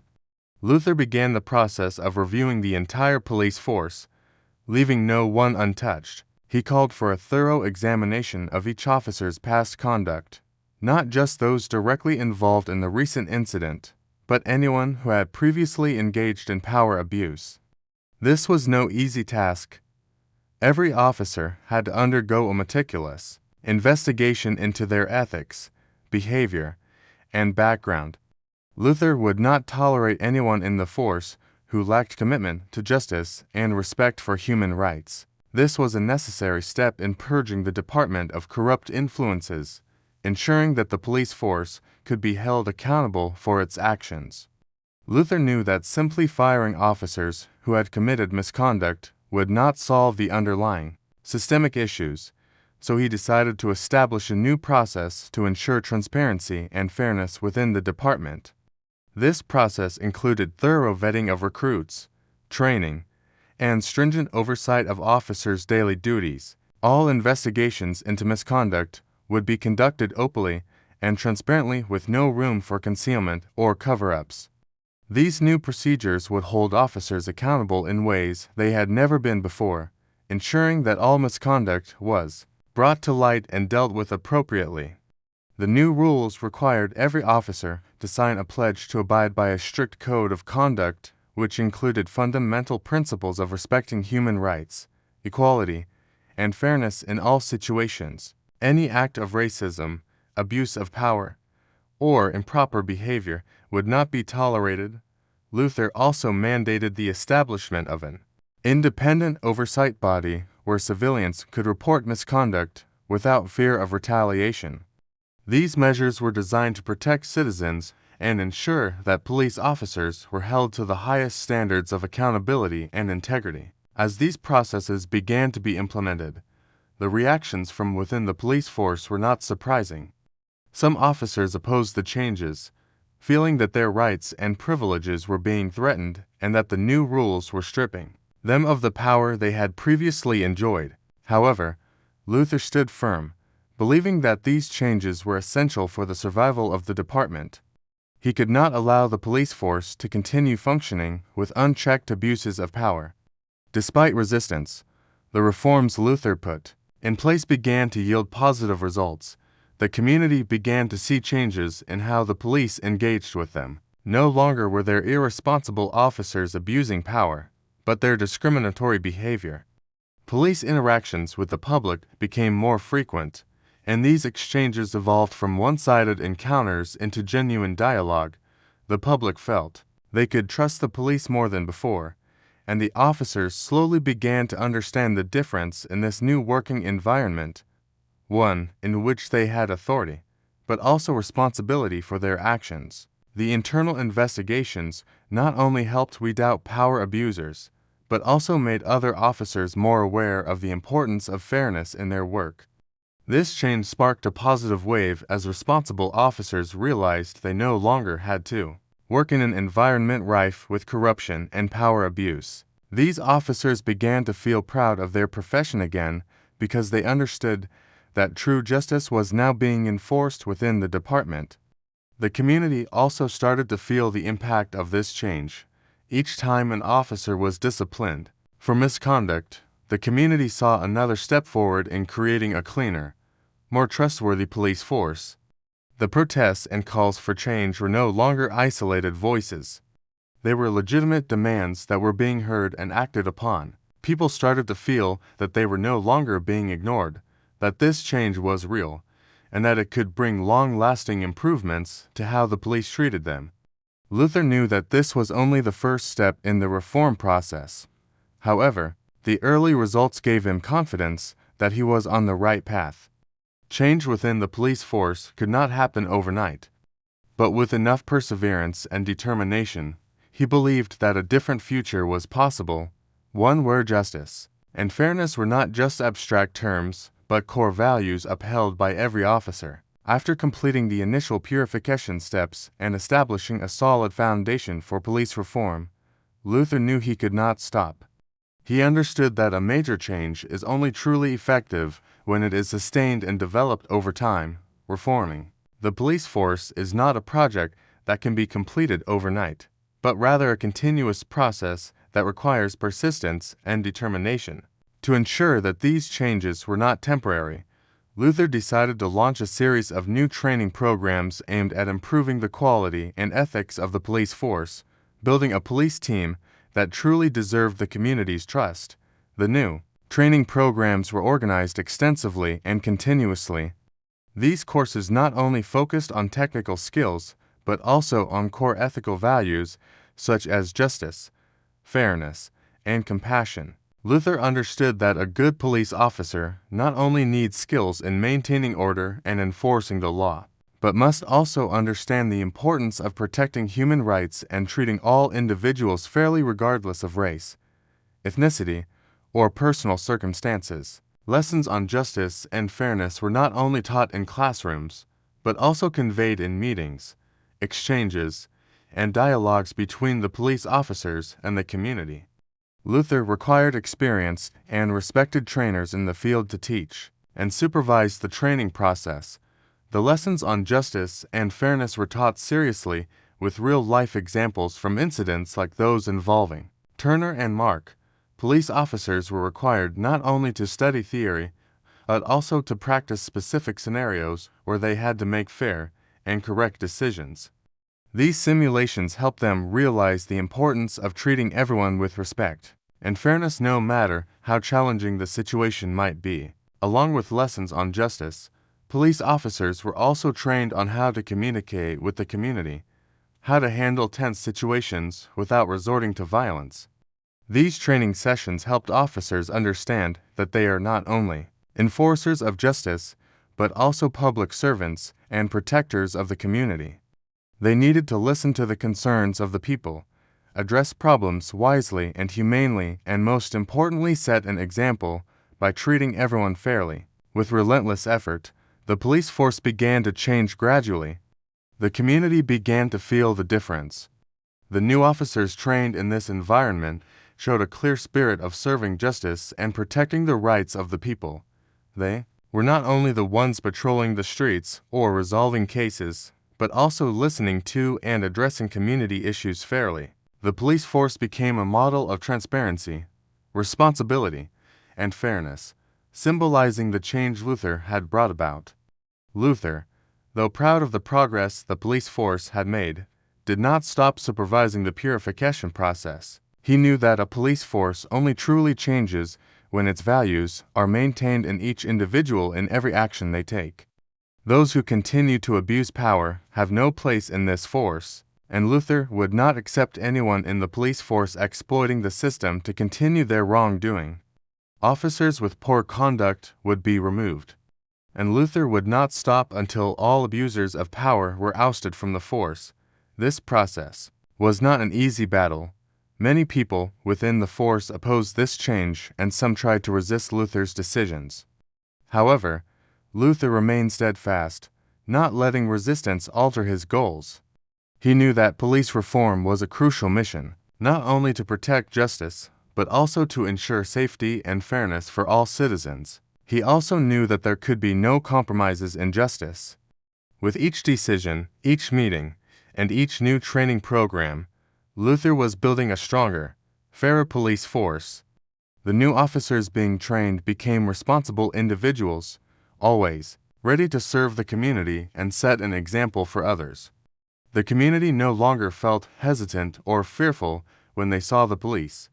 Instead, they felt safe and trusted the protection the force provided. The community began to recognize these changes, and trust in the police force was gradually restored. People felt that Luther's reforms were not just words, but a truth put into action in every police officer's actions. They were not only protected, but also respected. Justice was no longer a distant concept, but had become a part of the everyday lives of every citizen. Luther continued to oversee the reform process, setting an example for other officers. He understood that changing the system was a long-term task, but the initial results showed that he was heading in the right direction, each small step in. This process was a sign that a better police force was being formed, one that everyone could trust.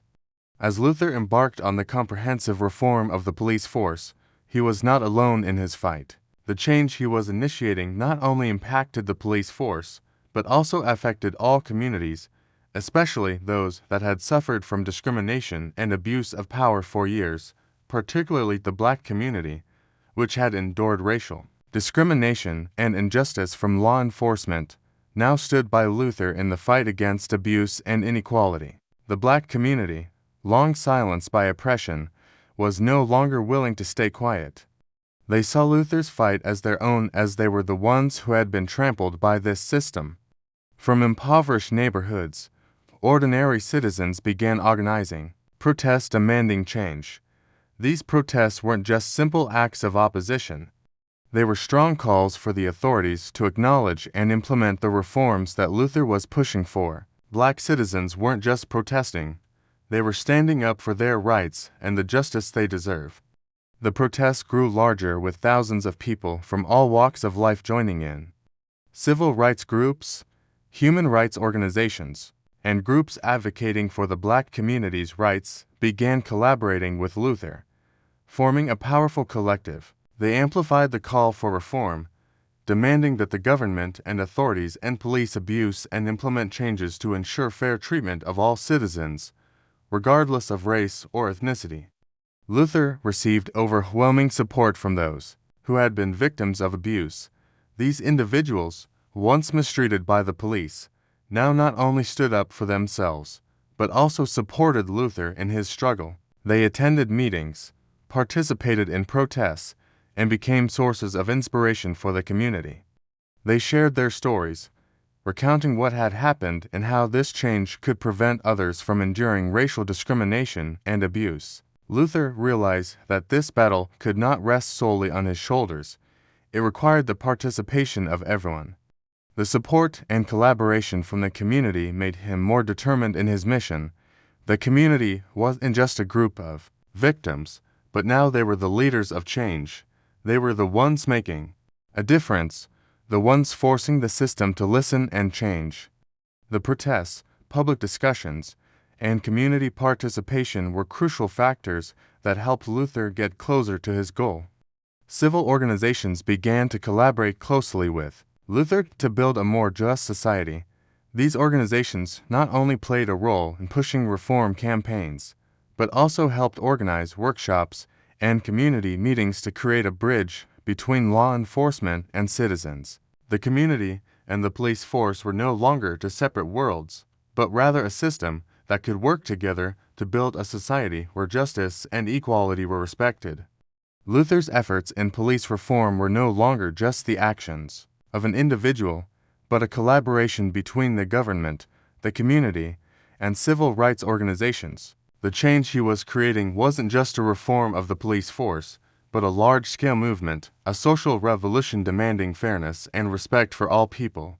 Despite the many challenges, Luther knew that no road to change was easy, and the enthusiastic participation from the community was a powerful motivator that pushed him forward. The community began to notice real changes in how the police force operated. Newly trained officers now equipped with knowledge of justice and fairness began making a significant difference. They weren't just fulfilling their duties, they became an important part of the close relationship with the community. Citizens no longer felt fear when they saw the police. Instead, they felt safe and confident that these officers would protect them fairly. Luther wasn't just a leader of the police force. He was leading the community toward a more just society.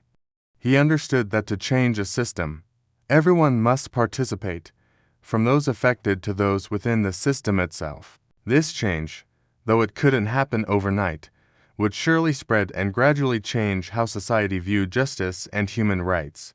Luther knew that reforming the police force couldn't just stop with addressing the case of Turner and Mark. That was just the beginning of a larger struggle, a fight to rid the police force of those who abused their power and perpetuated racial discrimination.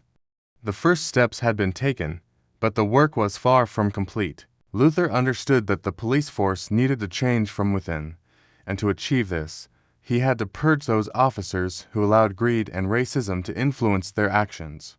His plan began to take shape. Luther implemented a thorough review of the entire police force, not just within his department, but in neighboring areas as well.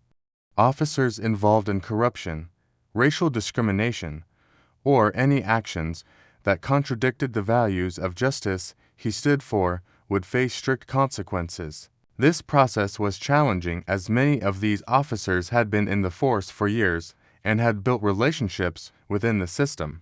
But Luther wasn't backing down. He knew that to create a truly fair and transparent police force, he had to eliminate the bad elements. Throughout this process, Luther used stricter surveillance tools, and all investigations were made publicly transparent. There was no room for protection or favoritism in his decisions. Officers who were found to have committed wrongful acts could no longer remain part of the force. Luther not only fired these officers, but also demanded that legal actions be taken if necessary. There was no tolerance for protecting those who abused their power, and Luther succeeded in removing many unworthy individuals from the department. These changes didn't just impact the individuals who were removed. They also sparked a wave of change throughout the entire police force. As the abusive officers were purged, those who remained in the force began to understand their roles better and the changes they needed to make.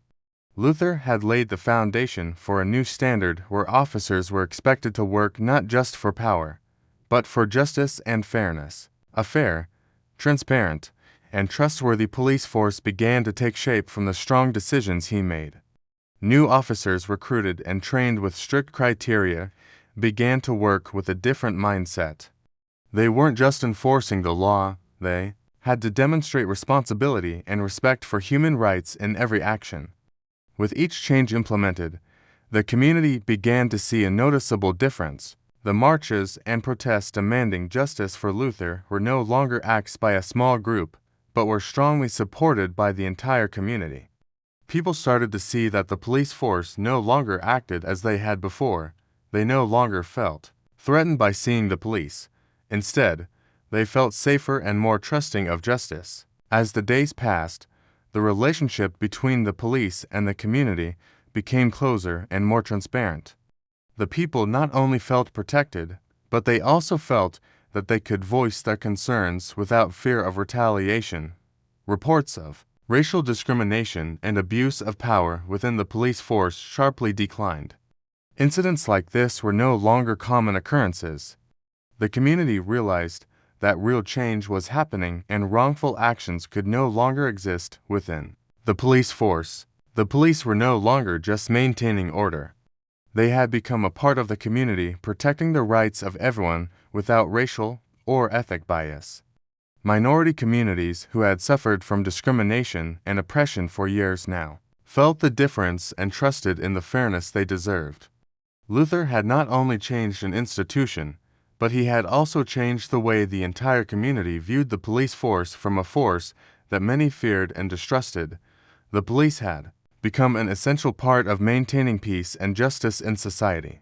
Officers were no longer just enforcers of the law. They were now people who served and protected the community, helping and listening to the voices of the people. This purging process wasn't easy, and not everyone agreed with Luther's decisions. However, he didn't falter. He knew that this was the only way to build a truly fair and transparent police force.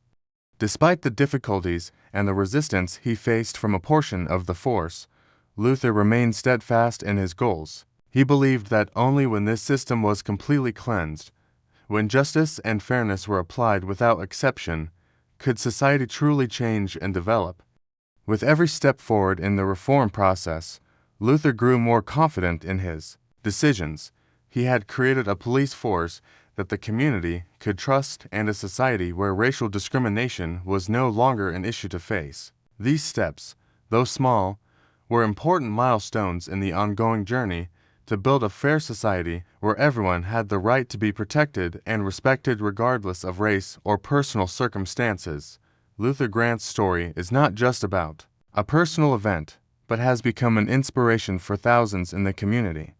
His struggles, from confronting abuse of power within the police force to initiating broad reforms, have become a symbol of an ongoing fight for justice and fairness. The community realized that this fight was not just Luther's, but for all those who have been oppressed, those who have continually fought to reclaim their rights. His story became a rallying point for those who wished to bring about change in society, highlighting that one person's fight can ignite a broader movement for justice. Luther's story is not just about an individual wronged, but about a community rising against injustice. When the video of his case was widely shared, when protests erupted demanding justice, all these actions carried a clear message. Justice is not easily attained, but when we stand for it, nothing is impossible. Luther not only faced personal challenges, but also confronted a system protected by those in power.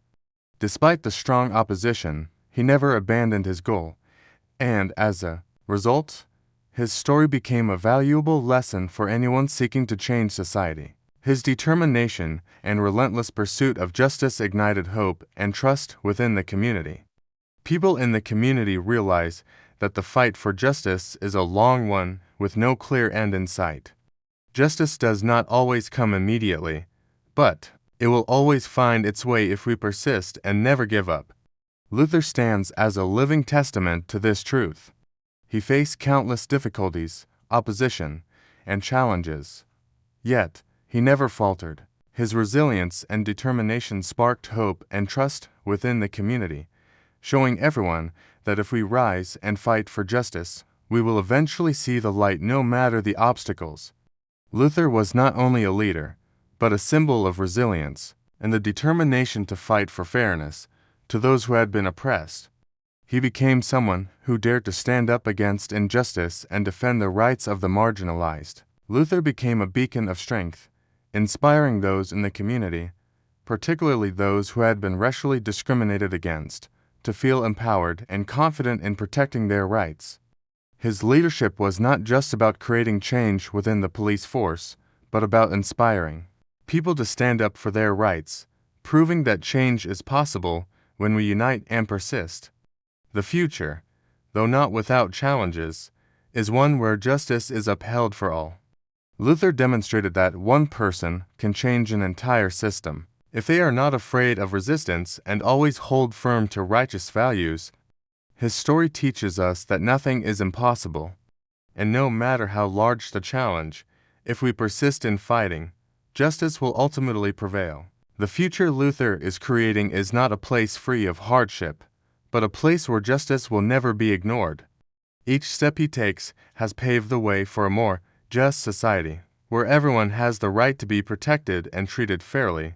Although others may not see the results immediately, Luther knows that change is being slowly built through small yet powerful actions. What he has done will leave a legacy for future generations to live in a society where justice is not just a theory, but a reality. Luther's story proves that one person can achieve the unimaginable if they have enough perseverance and determination.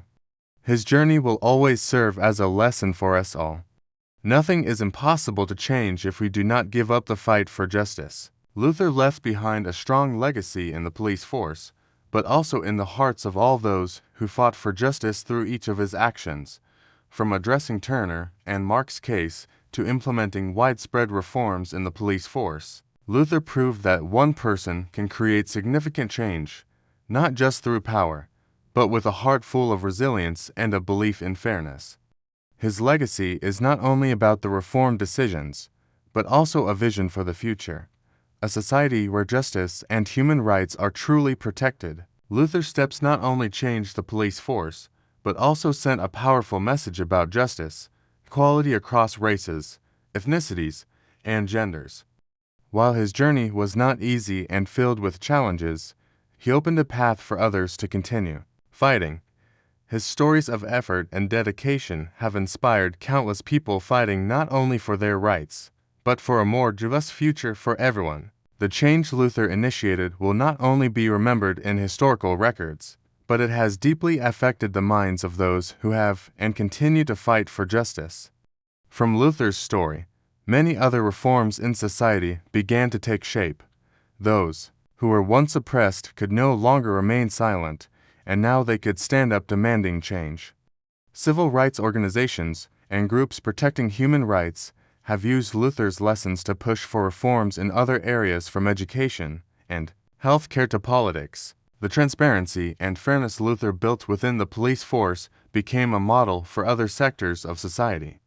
His story teaches everyone that change is not easy, but with persistence and the right actions we can change entire system, the community, and the police force. After all the reforms Luther brought, began building a fairer society without racial discrimination. Protests calling for justice were no longer cries from the oppressed, but calls from everyone who believed society could become better.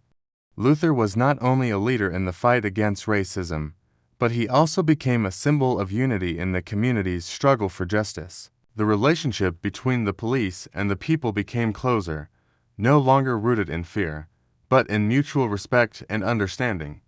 In addition, the changes in the community contributed to building a better future.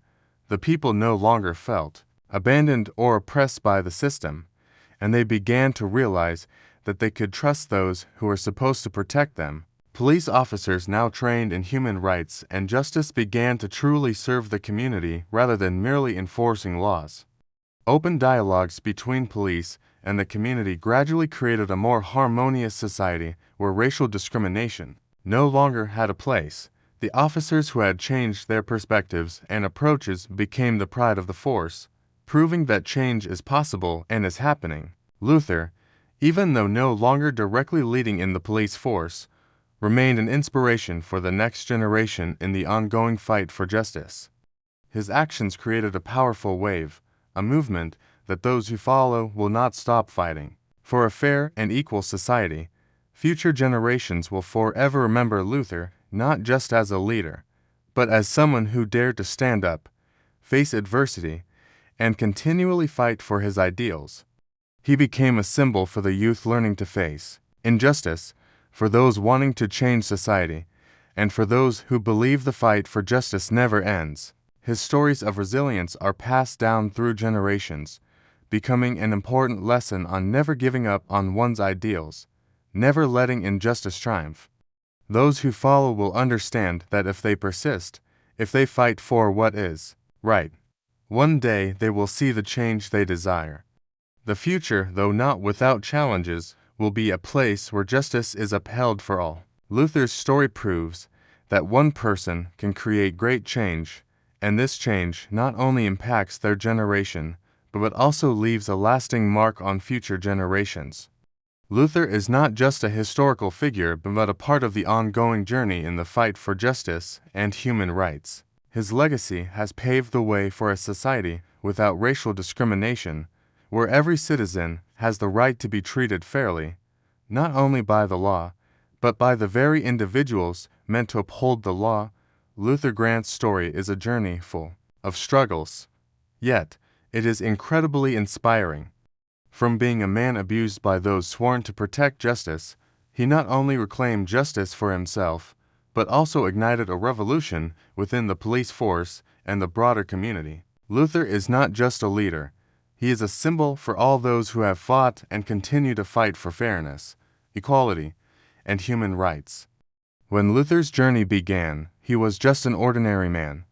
But through resilience and a belief in justice, he became a symbol for the oppressed.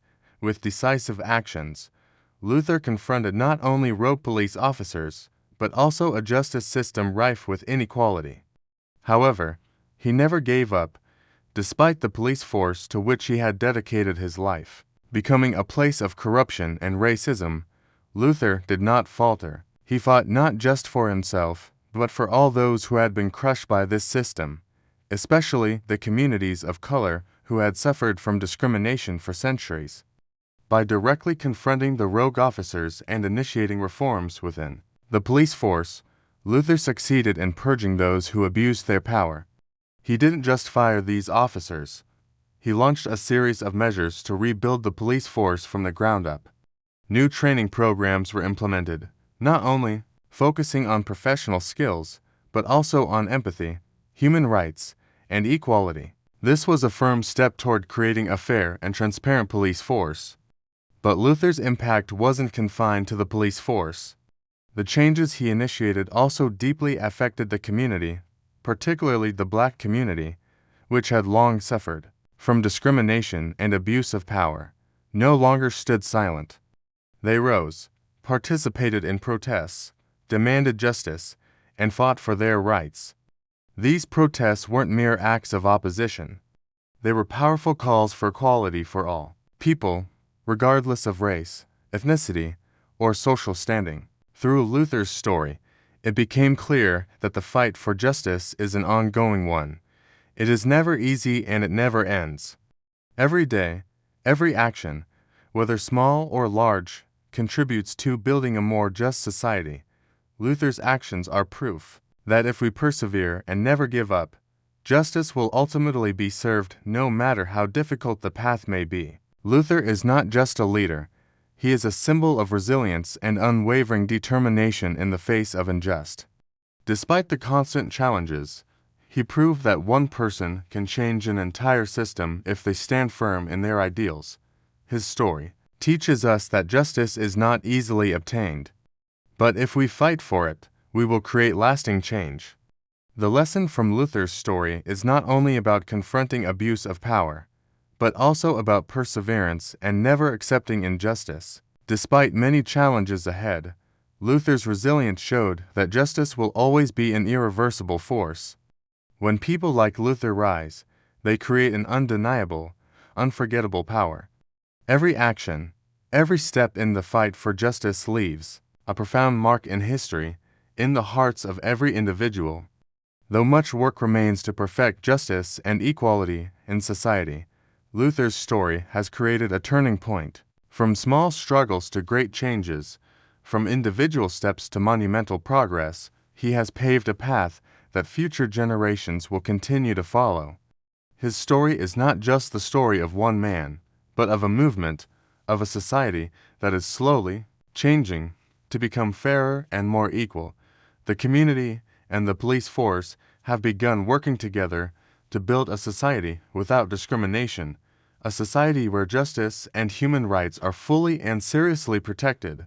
Though challenges will always remain, as Luther demonstrated, as long as we do not give up, justice will always be an irreversible force.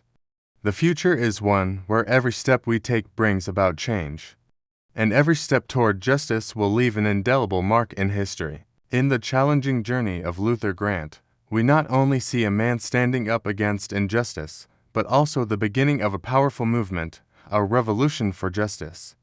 His story is a testament to resilience, unwavering determination, and a strong belief in the core values of justice.